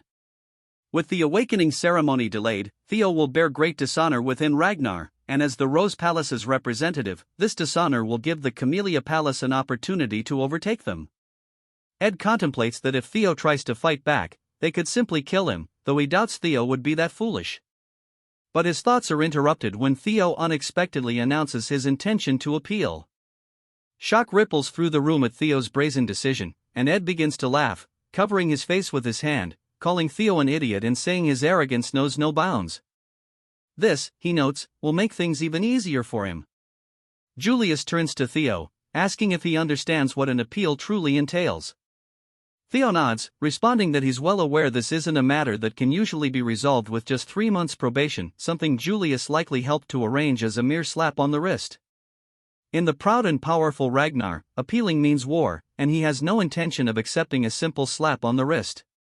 He adds that only the victor's voice is heard, and he expects to be rewarded, not punished. At this, a blue notification in Theo's status window appears, showing he's about to enter the main scenario, and we see OSA and Julius exchange surprised looks. The status window explains that by completing the scenario, Theo can uncover many secrets hidden in this world, wishing him success as the Successor's Path quest begins. Meanwhile, we jump to the Sarah Merchant Guild's branch, now engulfed in flames. Amongst the burning chaos, mercenaries lay slain on the ground, some cut to pieces. Remington observes the destruction, muttering, "So this is where they were hiding," just as young Lord Theo said. He and Evelyn look down at a small chest, concluding that with this discovery, Camellia Palace is finished. Back at the tribunal, a heavy silence lingers before Wolfgang finally speaks, asking Theo if he truly plans to turn a matter that could be settled with 3 months of probation into a full-fledged war. He accuses Theo of being arrogant beyond belief, questioning if he really thinks he can face the might of the 15 clans alone. Theo calmly replies that he will handle it, noting that in cases like this, where there's a vast imbalance of power, appeals are usually resolved through proxy battles. Julius nods, explaining that while appeals typically mean settling matters through war, when a battle is near impossible due to power disparity, each side may send a representative for a one-on-one duel, the proxy battle Theo mentioned. In this case, Theo would represent himself as the defendant, while it's likely that Axion will represent the plaintiff, a match almost guaranteed to end in Theo's loss. Julius wonders why Theo would make such a reckless choice, suspecting he might be banking on Julius or Evelyn stepping in as his proxy. Yet, he knows they won't, meaning Theo will inevitably face Axion alone. Ed confirms this, announcing he will send Axion, who will make Theo understand his place through death. As Ed continues to outline the representatives, a cold, powerful voice suddenly cuts through, sending chills down everyone's spine. Someone remarks that he thought Theo was a quiet child, but now, seeing him involved in such clever schemes, it's clear he's changed a lot since their last encounter. Calling Theo his son, we are introduced to the Ragnar clan head, Kyle Ragnar, a towering figure who commands attention. All 9 dragons present at the tribunal greet him respectfully, as does Theo, who bows, greeting Kyle as the incarnation of the great dragon god. Theo's status window lights up once more, revealing that his next objective is to take over the Camellia Palace and uncover its secrets, marking the beginning of his first tutorial quest. Reflecting that the blue notification from earlier was the key to the palace's secrets, he regrets not pursuing it during the banquet. He quickly brushes off the thought, focusing his attention as he looks up to meet his father's intense gaze, watching Kyle Ragnar approach. Theo steels himself, muttering that he has to handle this first. An unexpected variable has just appeared, and his carefully laid plans could quickly unravel. He wonders what brings his father here. Kyle then commands him to stand, explaining that he had heard of Theo's predicament by chance on his way here and is aware that Theo's situation is rather complex. He mentions that he learned Theo wants to make an appeal through a proxy battle. Theo hesitates momentarily before confirming. Kyle considers this, saying that if Theo's plan involves a proxy, it'll be challenging, and he asks who Theo intended to choose as his representative. Realizing this is a test, Theo replies that there's no one who could represent him and that he planned to fight himself. At this, Ed senses something amiss, growing uneasy. Kyle tells Theo he'll likely lose, but Theo meets his gaze steadily, replying that he can't know that without trying, and even if forced to yield, he won't willingly bow. Kyle starts to grin, then laughs heartily, proclaiming to everyone present that these words define his son. Even if he's made to bend, he will not lower himself. He commends Theo, calling this attitude the very essence of a Ragnar. Theo thanks him, explaining that the proxy battle is just bait, he doesn't intend to actually fight, and it's refreshing to be able to admit it freely. The work he assigned to Evelyn and Remington will prove Camellia Palace's treason, securing his victory without bloodshed. But then, Kyle takes it a step further, declaring that he will personally grant Theo an opportunity. As Ragnar's leader, he wishes to test Theo with a single strike. Theo is taken aback, unsure if Kyle is serious, but Kyle calmly orders him to follow outside, declaring that if Theo can withstand this one strike, all charges will be dropped. Ed, visibly panicked, shouts in protest. He realizes that if Kyle is testing Theo, it means he's ready to approve of him as a potential leader. Even though Ed doubts Theo can survive the blow, he knows that if he somehow does, he'll gain the clan head's approval, a fact Ed can't tolerate. With a controlled tone, Ed objects, insisting that the tribunal should continue as planned. Kyle, unfazed, cuts him off coldly, telling Ed that any vassal brazen enough to speak out against the Ragnar bloodline should simply be dealt with. Ed bites his lip, grumbling that he understands. Kyle then turns his attention to Julius, who has been stifling laughter, asking if he has something to add, since he seems amused. Julius brushes it off, saying it's just been a while since Kyle has shown such keen interest. Kyle waves him off, calling it nonsense, and dismisses the small talk, turning back to Theo, asking if he intends to go through with the challenge. Theo pauses, thinking about the fact that this single strike from his father has altered everything, dismantling his original plan entirely. Yet he begins to chuckle, welcoming the unexpected change. Smiling, he tells his father that his blow seems too heavy, asking how a single strike from him could compare to a proxy battle with mere vassals. Kyle raises an eyebrow, asking if Theo intends to refuse. Theo clarifies that he merely wanted to express how unfair it is, but he has no intention of declining. Kyle, intrigued, asks what he means by unfair, and Theo boldly suggests that, since the trial has become so severe, shouldn't his reward be greater? Amused, Kyle asks what Theo has in mind. Theo scans the room, fixing his gaze on Ed, who stares back warily, and confidently states that he would like something akin to Camellia Palace. Ed clenches his fists, struggling to keep his anger in check. Wolfgang watches, thinking Theo must be mad to propose a deal with the clan head. A deal assumes both parties are equals, and he mutters that Theo's arrogance will lead to his ruin. But his shock deepens as Kyle, surprisingly, agrees, saying that if Theo truly aims to become his successor, he'll need that kind of boldness. He then turns to Ed, asking if he has any objections. Ed, seething, replies that everything within Ragnar's domain belongs to Kyle, so he couldn't possibly question his decision. Kyle smirks, declaring that everything is settled and ordering preparations to be made. He will test Theo Ragnar here and now. Theo stands in the arena, visibly anxious, while across from him, Kyle watches, preparing to unleash his strike. 4 of the 9 dragons observe closely, along with Ed, who sneers to himself that his trap to ensnare Theo has somehow transformed into a platform to elevate him. Ed reminds himself that, even if Theo has grown stronger, there's no chance he can withstand a single blow from the clan head, a feat that even high-ranked swordsmen would find daunting. Theo must fail here, he thinks, as Theo clearly occupies every inch of his thoughts. But Theo, sensing Ed's intentions, smiles subtly. Unbeknownst to Ed, Theo is fully prepared to handle this, thanks to a tutorial reward he recently received. Kyle narrows his eyes, noting something different in Theo's demeanor, and asks if Theo took an elixir in secret. He remarks that even if Theo had, such rapid improvement would be unlikely, and adds that he's interested in seeing just how strong Theo has become. Theo admits Kyle is sharp, even the 9 dragons hadn't noticed, but confirms he's ready.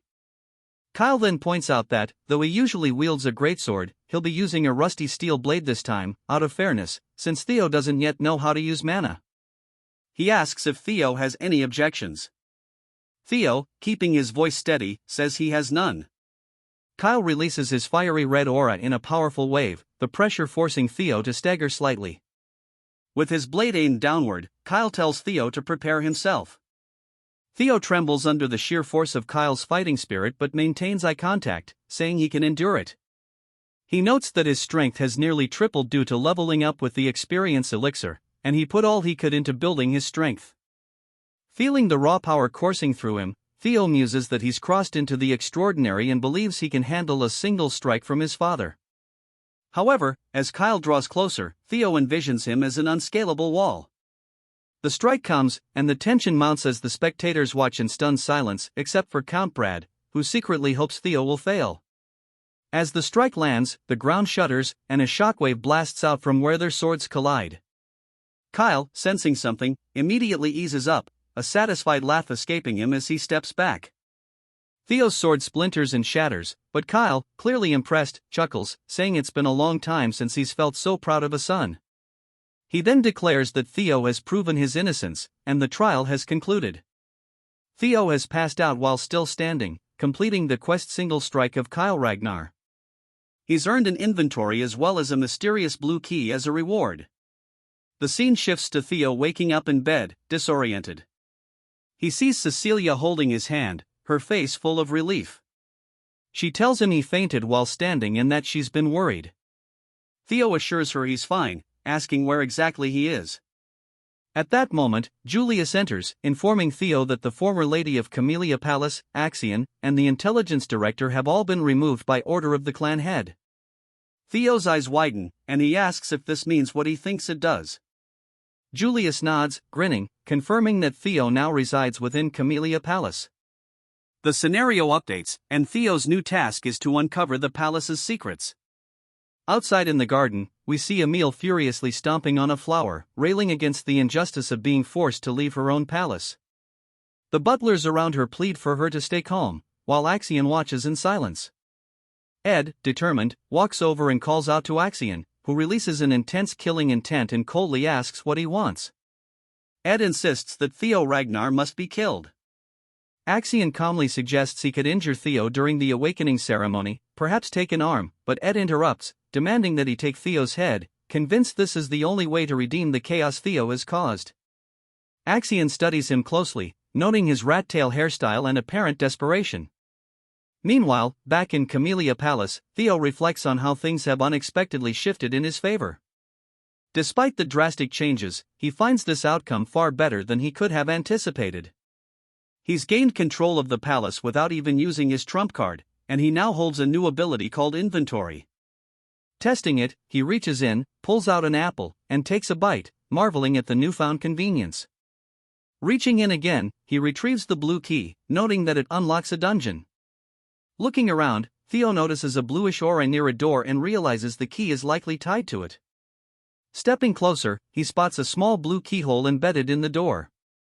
Theo fits the key into the lock and carefully opens the door, intrigued by what lies beyond. To his surprise, he's greeted by a vast cave. Wondering how something like this could even exist inside the palace, he suddenly sees a window appear before him, notifying him that he's discovered a dungeon for the first time, and as a bonus, he'll earn double experience for everything inside. Theo recognizes this as another quest and confidently steps forward, vowing to conquer it and maximize the experience rewards. Yet, he quickly stops himself, deciding it's foolish to enter unarmed. He dashes through the palace, gathering weapons and loading his inventory to the brim with swords, feeling much more prepared to face what lies ahead. As he ventures deeper into the cave, blue torches light up the stone walls, guiding him to a wide, open chamber. But then, to his shock, he spots a huge, silver wolf, its teeth bared in a menacing snarl. Noting its size, he realizes this wolf might be as powerful as a demonic beast. Without warning, the wolf lunges at him, and Theo raises his shield, but the beast's powerful bite punctures a hole right through it. Theo pushes forward, unwilling to lose in a test of strength, and swings his sword at the creature. But the wolf deftly evades, countering with incredible speed. Frustrated, Theo acknowledges that the wolf's hide is thick and impervious to weak attacks, while its agility makes it nearly impossible to land a strike.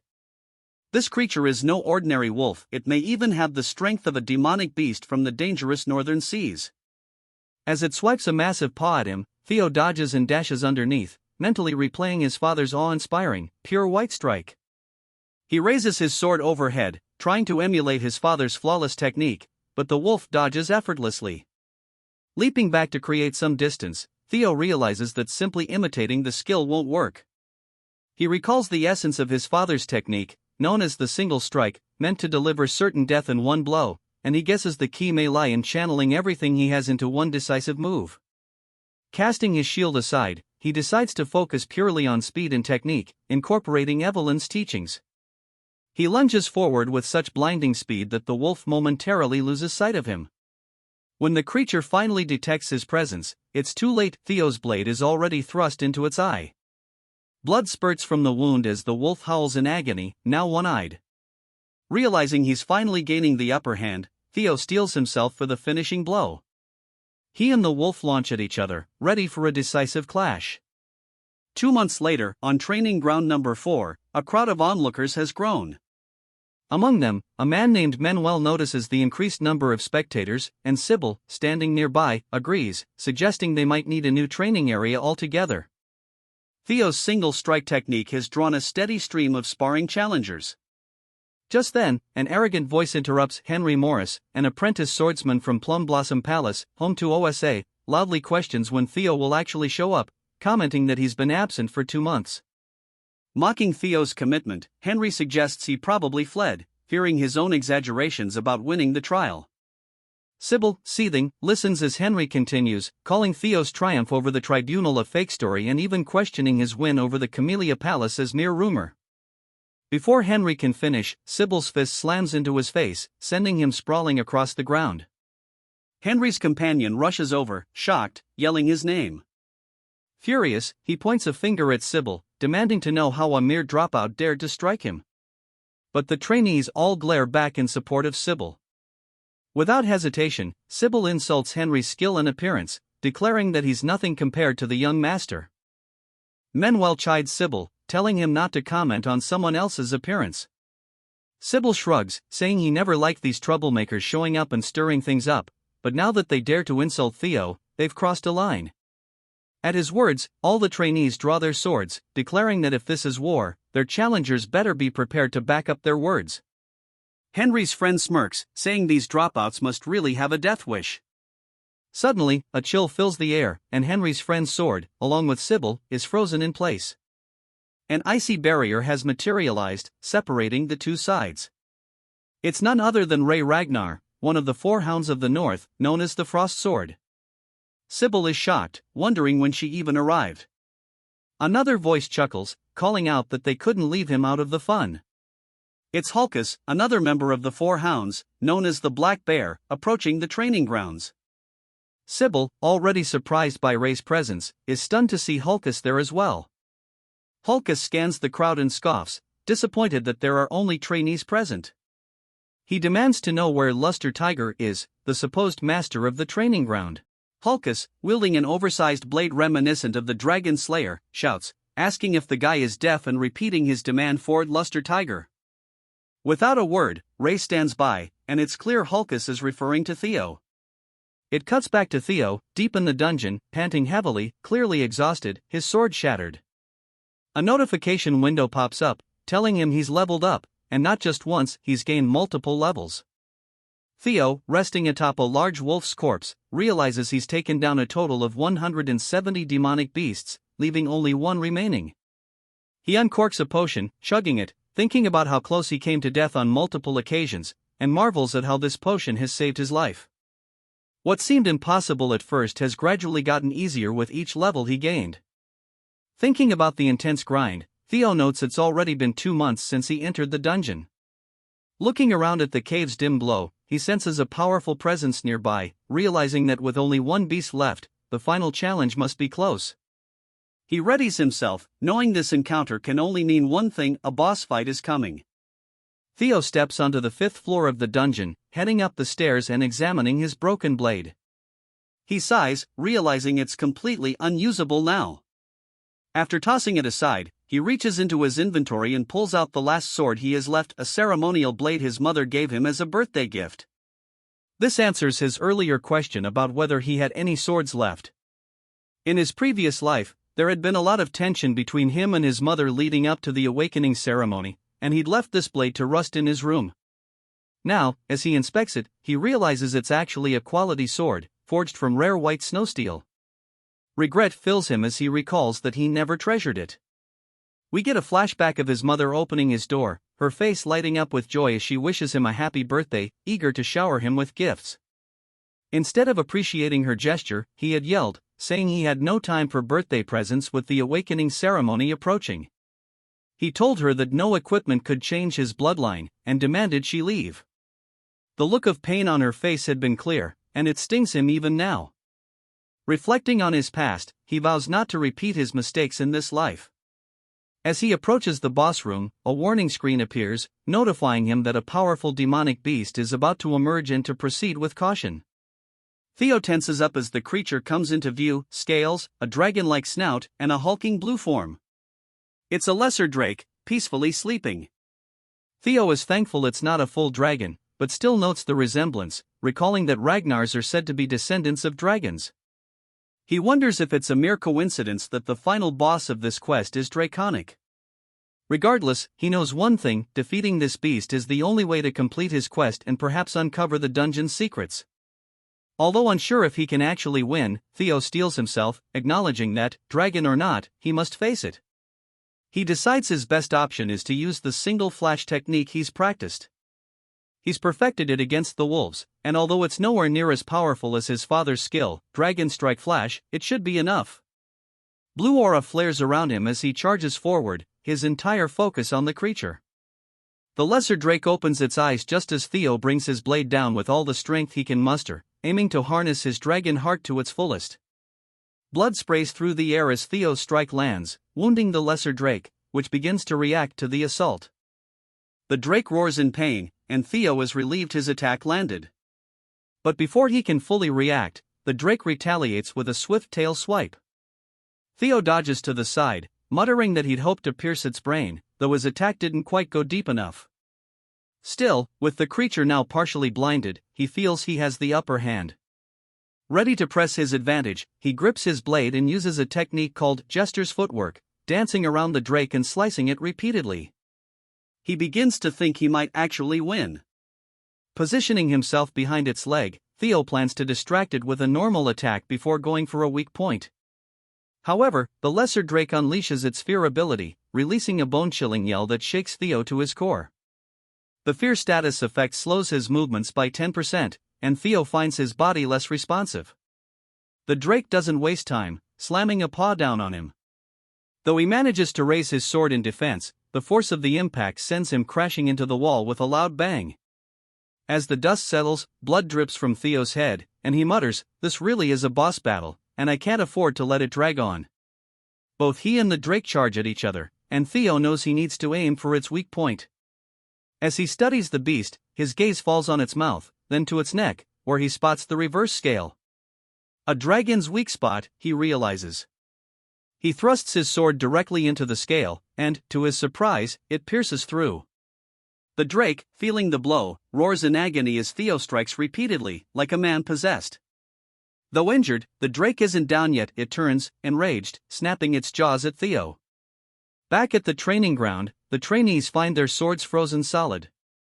Hulkus yells, demanding a match with Theo, but dismisses him as a loser, noting that his skill hasn't changed much. This provokes Hulkus, who challenges her to a duel, insisting he's closed the skill gap in the last 3 years. He swings his massive sword at her, but easily blocks it with the side of her blade.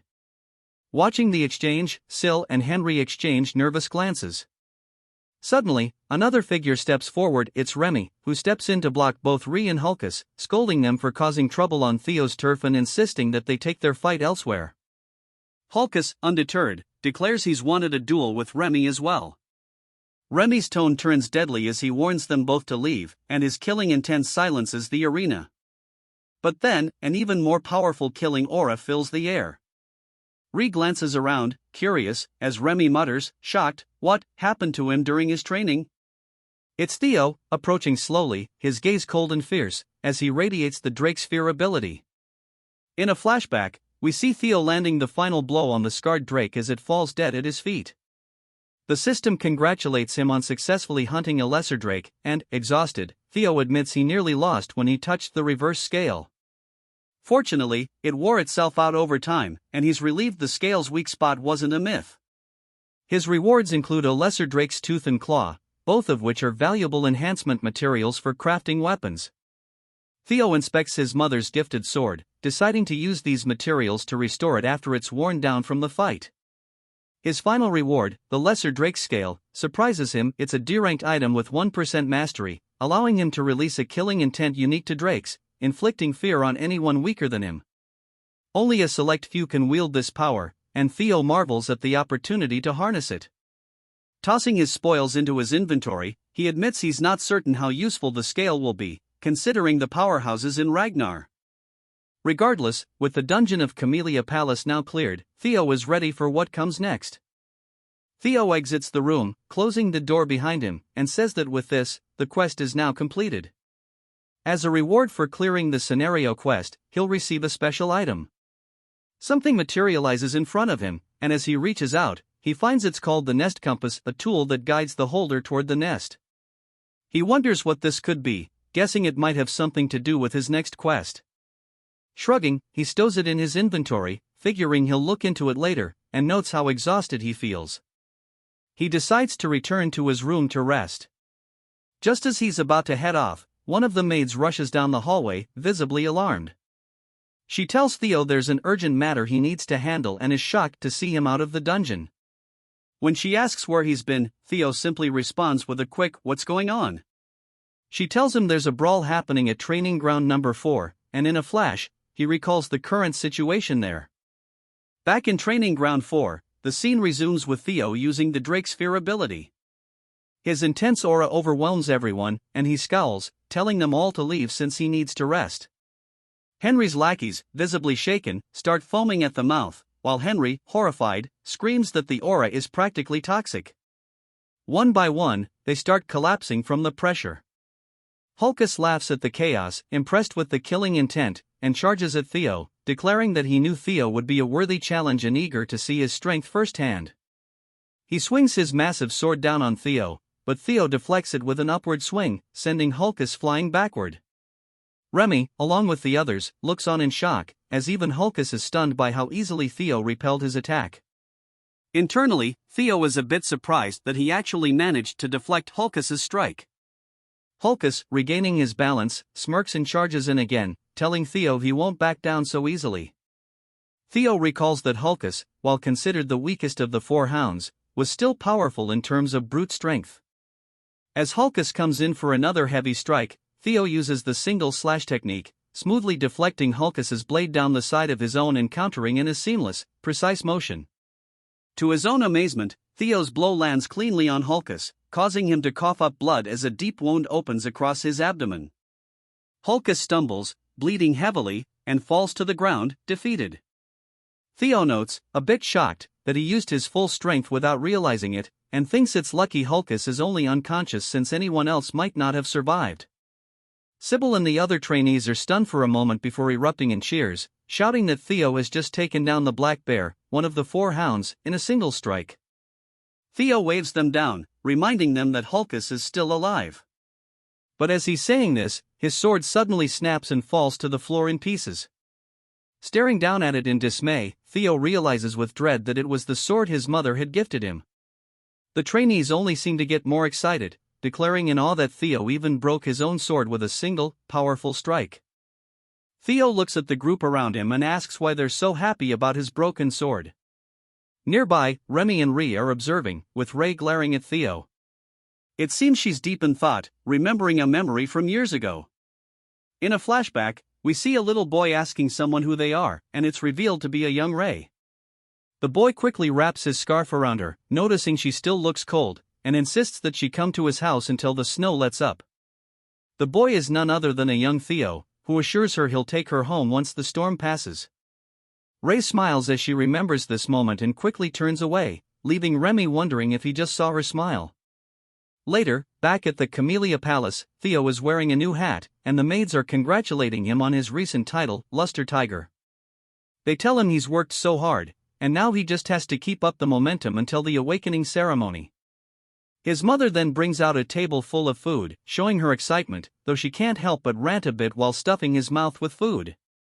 Theo wishes she would stop talking, but seeing her happy, he reflects on her sad fate in his past life and how he once treated her. This time, he chooses to embrace the moment and tells her that the food is delicious. After a while, he shows her the broken sword.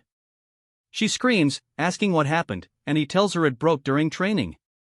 He apologizes, feeling bad that her precious gift was damaged. Furious, she blames the damn old man, and Theo is taken aback as she explains that the man swore it was crafted with white snow steel and ebony steelwood, claiming it would never break. Theo, puzzled, asks if she means ebony steelwood from the southern Gaia jungle, and she confirms, saying the old man assured her it was made of rare and precious materials, yet here they are with a broken sword. Theo is impressed, explaining that ebony steelwood is rare because it's a plant that grows by feeding on iron, giving it the flexibility of wood but the strength of steel. He knew it was a fine weapon, but he didn't realize it was that valuable and wonders where she managed to get such a sword. But Cecilia dismisses his apologies, saying this won't do. She decides to get a new sword from the best workshop in Winra and refuses to let him attend the awakening ceremony with its shabby old sword. Though Theo offers to use another one, she insists, stating that people are finally seeing his true worth and he needs to uphold that image. She then heads off, saying they'll go immediately, and he follows, asking where they're going. She declares it's time for a custom weapon at the Basque workshop. At the Basque workshop, one of the three great weapon manufacturers of Winra, Theo is amazed. Known for its sheer size, which rivals a factory, it's most famous for its master craftsman and elite blacksmith of special rank. Suddenly, a woman appears, and Cecilia, calling her mother, yells at her to stop smoking. Theo is shocked, he never knew his mother had family, thinking she was an orphan. The woman, Chiron, a high elf known as the Elf of Capitalism incarnate and demon craftsman, responds coolly, saying their relationship as mother and daughter ended when Cecilia chose to leave home. Stunned, Theo realizes that this revelation makes him a quarter elf, musing to himself that this must be why he's so strikingly handsome. Chiron then asks why Cecilia has suddenly come to visit, and Cecilia tosses her the broken sword, saying she's here to return it defective product. Chiron catches the sword, surprised at her accusation, and when she draws the sword from its scabbard, she's visibly shocked to see it broken. Cecilia tells her that if this isn't a defective product, she doesn't know what is. Chiron, intrigued, asks who wielded it, and Cecilia says, "Who else but my son?" Chiron looks Theo over and asks if he's really the kid standing behind Cecilia. Cecilia bristles, telling Chiron to watch her mouth, saying Theo is a genius destined to rule over Ragnar. Theo then formally introduces himself, expressing how honored he is to meet the famed master of the Basque workshop. Chiron acknowledges she's heard of him, but quickly shifts back to the topic, questioning if he was truly the one who wielded the blade. Theo confirms, and Cecilia insists again that the sword was defective. Chiron, looking like she has a lot to say, tells them this conversation is going to be long and motions for them to follow her inside. As they walk, Theo asks Cecilia how she's related to the master craftsman. Cecilia replies that it's exactly as he's heard. Theo clarifies, asking if Chiron is really her mother. Cecilia, in a thoughtful tone, explains that for a short period of 6 months, Chiron acted as her foster mother. His headcanon of her as a pure elf dissipates. Cecilia goes on to say that Chiron has a deep love for anything she finds beautiful, be it jewels, music, theater, or even people. That's why she was taken in as Chiron's foster daughter. She must have liked her a great deal. Chiron, sounding annoyed, tells Cecilia to stop reminiscing, calling it pointless. Cecilia laughs, saying that Chiron doesn't truly believe that. Theo asks how Cecilia ended up leaving the workshop. Just as Cecilia begins to answer, Chiron interrupts, saying Cecilia walked away on her own, determined to become the wife of Ragnar's clan head. She scoffs, calling it foolish to leave for such a miserable place, though she grudgingly admits it's impressive that Cecilia has survived this long. Cecilia grins, saying she left because the clan head was just too handsome, dashing, manly, and utterly devoted to her. Chiron, exasperated, fires back that for all Cecilia's bravado, she came crawling back last year, asking her to craft a sword as a gift for her son. She shakes her head, saying she's never seen anyone as shameless. As they bicker, Theo observes with amusement, marveling at how he's never seen his mother act like this before. He realizes he never truly got to know her in his past life and reflects on how blind and ungrateful he was, too absorbed in the clan to notice the people around him. He glances at Chiron, sensing she also cares for his mother, and wonders why she didn't help in his previous life. They reach a door, and Chiron announces they've arrived at her master office. Cecilia asks why they've come so far inside and insists that Chiron better give Theo the finest sword as compensation. Chiron tells Cecilia to wait outside, grabs Theo's hand, and shuts the door, leaving her behind. Inside, Chiron's gaze sharpens on Theo, who is a bit startled. She bluntly asks him if he possesses a relic of the primordial dragon. Confused, Theo asks if she means an artifact related to the guardian dragon that protects their clan. He explains he's heard the legend of their progenitor distributing the primordial dragon's treasures across Winra for the Ragnar descendants. Growing impatient, Chiron unsheathes a blade and demands to know if he's going to keep pretending ignorance, questioning how her sword ended up in such a state if not for clashing with a relic. She emphasizes that she poured her heart and soul into forging it, and it would never break against anything but a relic. As she begins to tear up, she asks if he understands the cost and effort put into creating it. Theo apologizes, explaining that it was damaged in a battle with a drake and wondering aloud why she's mentioning a relic. Chiron sighs, saying it's easier to just show him, and pulls on a set of chains. She asks Theo what he sees behind her. He notices a coffin glowing with a blue light, the same glow he saw from the door to the dungeon in Camellia Palace. Chiron explains that she cannot see or sense anything from it herself, but based on his reaction, he clearly does. She confides that she's tried countless times to open the coffin and obtain the item within but has always failed. Then, she places it on the floor in front of him. Chiron delves into the legend of the primordial dragon's relic. In ancient times, during the Age of Myths, the primordial dragon removed one of its fangs and forged a blade from it, the legendary Moonlight Blade. She tells him that if he can break the seal on this coffin and retrieve the sword, she'll grant him the white Moonlight Blade. Theo is taken aback, and Chiron warns him that he might lose his life if he proceeds, asking if he still wants to try. Despite the danger, Theo feels a thrill and grins, declaring the sword will be his. The next scenario quest begins, to be chosen by the sword. We learn more about the White Moonlight Blade, a weapon held by the leader of the Black Snow and one of the 9 dragons, known as the Black Dragon. However, few know what the sword looks like since nearly everyone who has seen it disappeared or died. We flash back to a moment when the Black Dragon, glancing over his shoulder, asks if someone can actually see the blade, and it's none other than Theo. By sheer chance, Theo had seen the true form of the White Moonlight Blade. He wonders why the Black Dragon allowed him to live, recalling it was troublesome and he was unsure what to do. Now, back in the present, Theo finds himself puzzled as to why the sword, a relic of the primordial dragon, is here with Chiron. He realizes he met the Black Dragon 4 years later, which means the sword was with Chiron during that time. Chiron asks again if he's willing to give it a try, and Theo observes that the place resembles the Camellia Palace, noticing a keyhole on the coffin. He wonders if the blue key might work, and Chiron is surprised when he pulls it out. As Theo inserts the key and turns it, the lock begins to glow, causing the chains around the casket to snap, releasing an intense aura that even Chiron can feel. Suddenly, the energy flows from the casket and engulfs Theo. He is overwhelmed by darkness and finds his vision blurry. He wonders where he is as he sees the Rose Palace in flames, shocked to be witnessing it again. Gazing at his mother's lifeless form, he reflects that he was far too weak back then, realizing he craved more power to defeat the tyrant and crush Camellia Palace.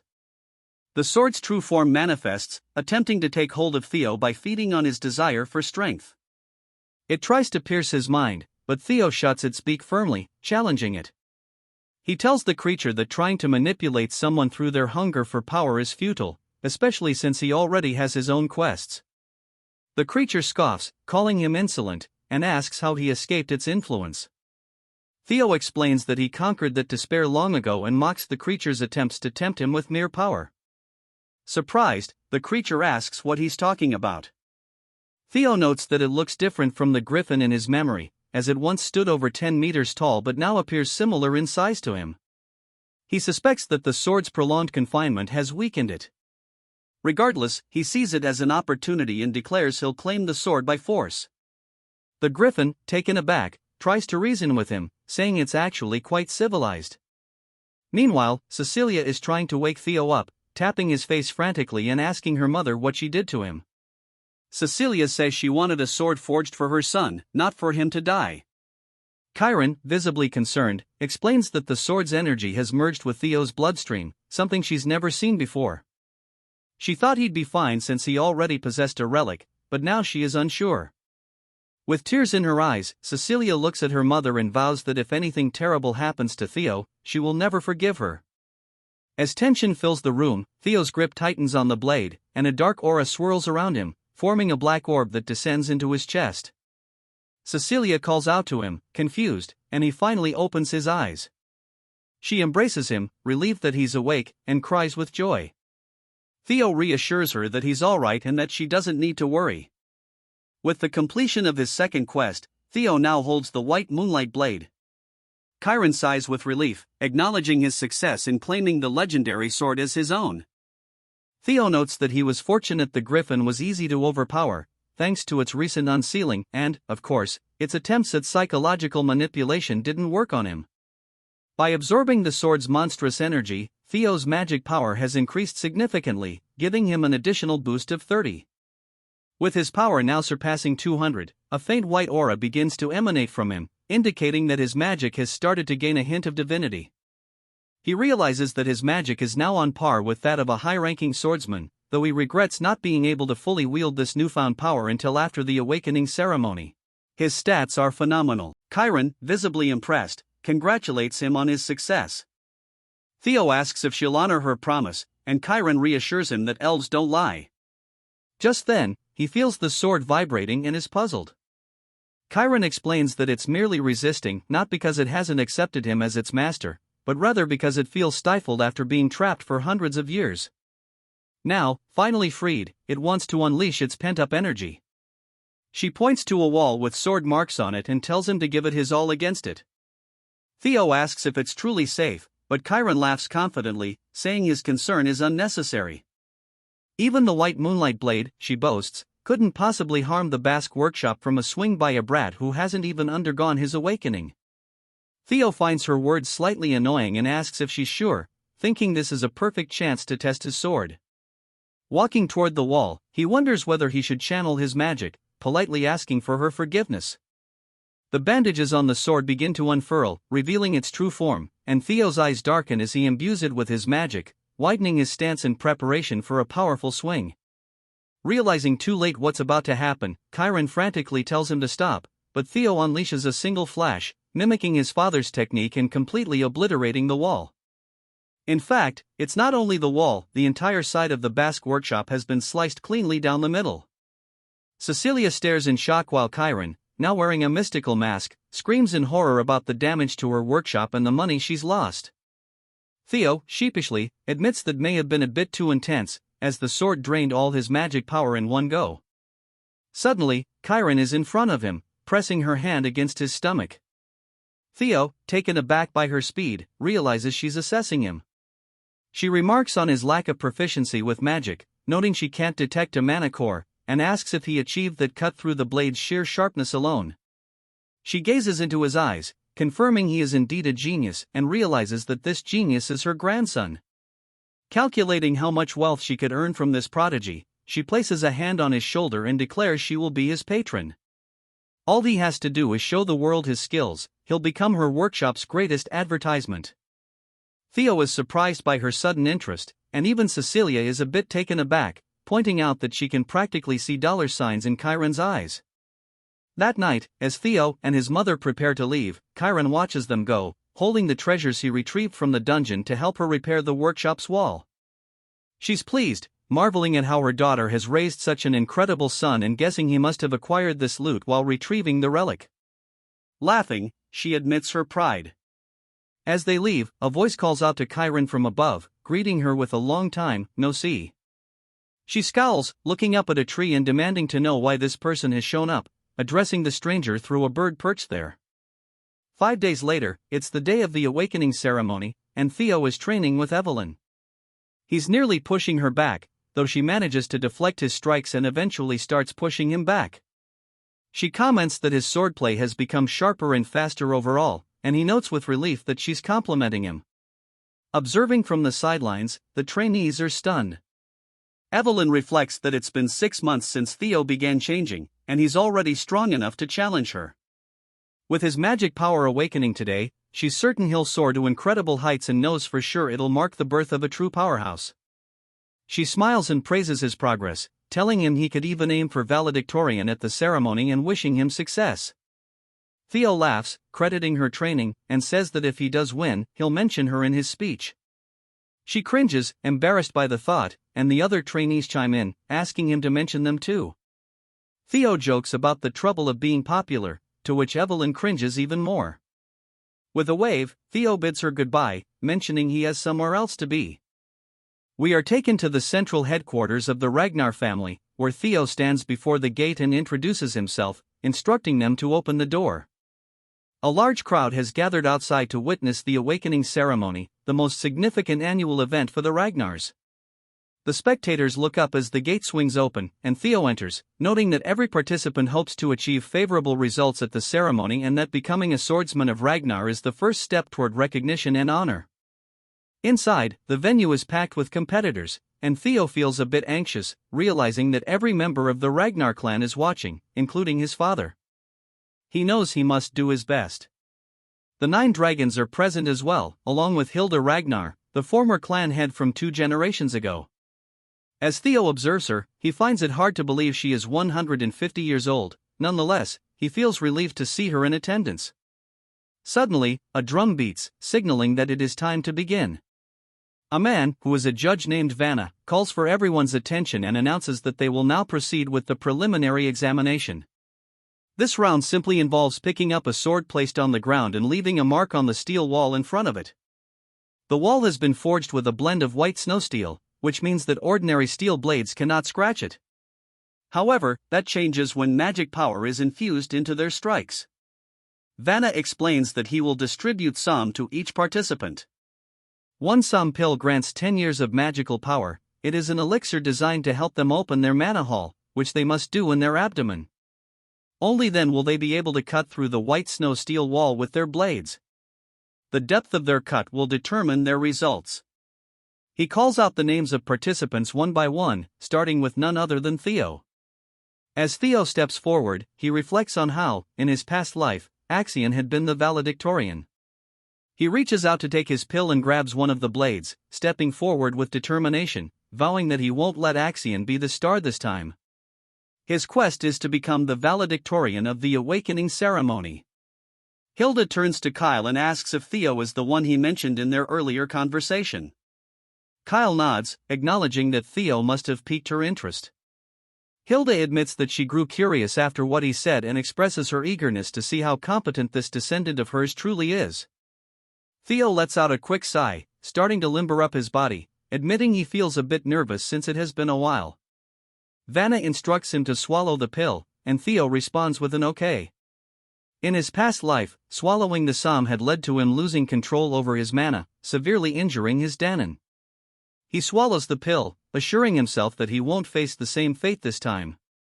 As the magical power swells around him, he staggers slightly. Vanna calls him an idiot, explaining that causing a mana wave of this magnitude means he will struggle to control it. When one consumes the pill, they must use it cautiously to allow the mana hall to settle in the Danon.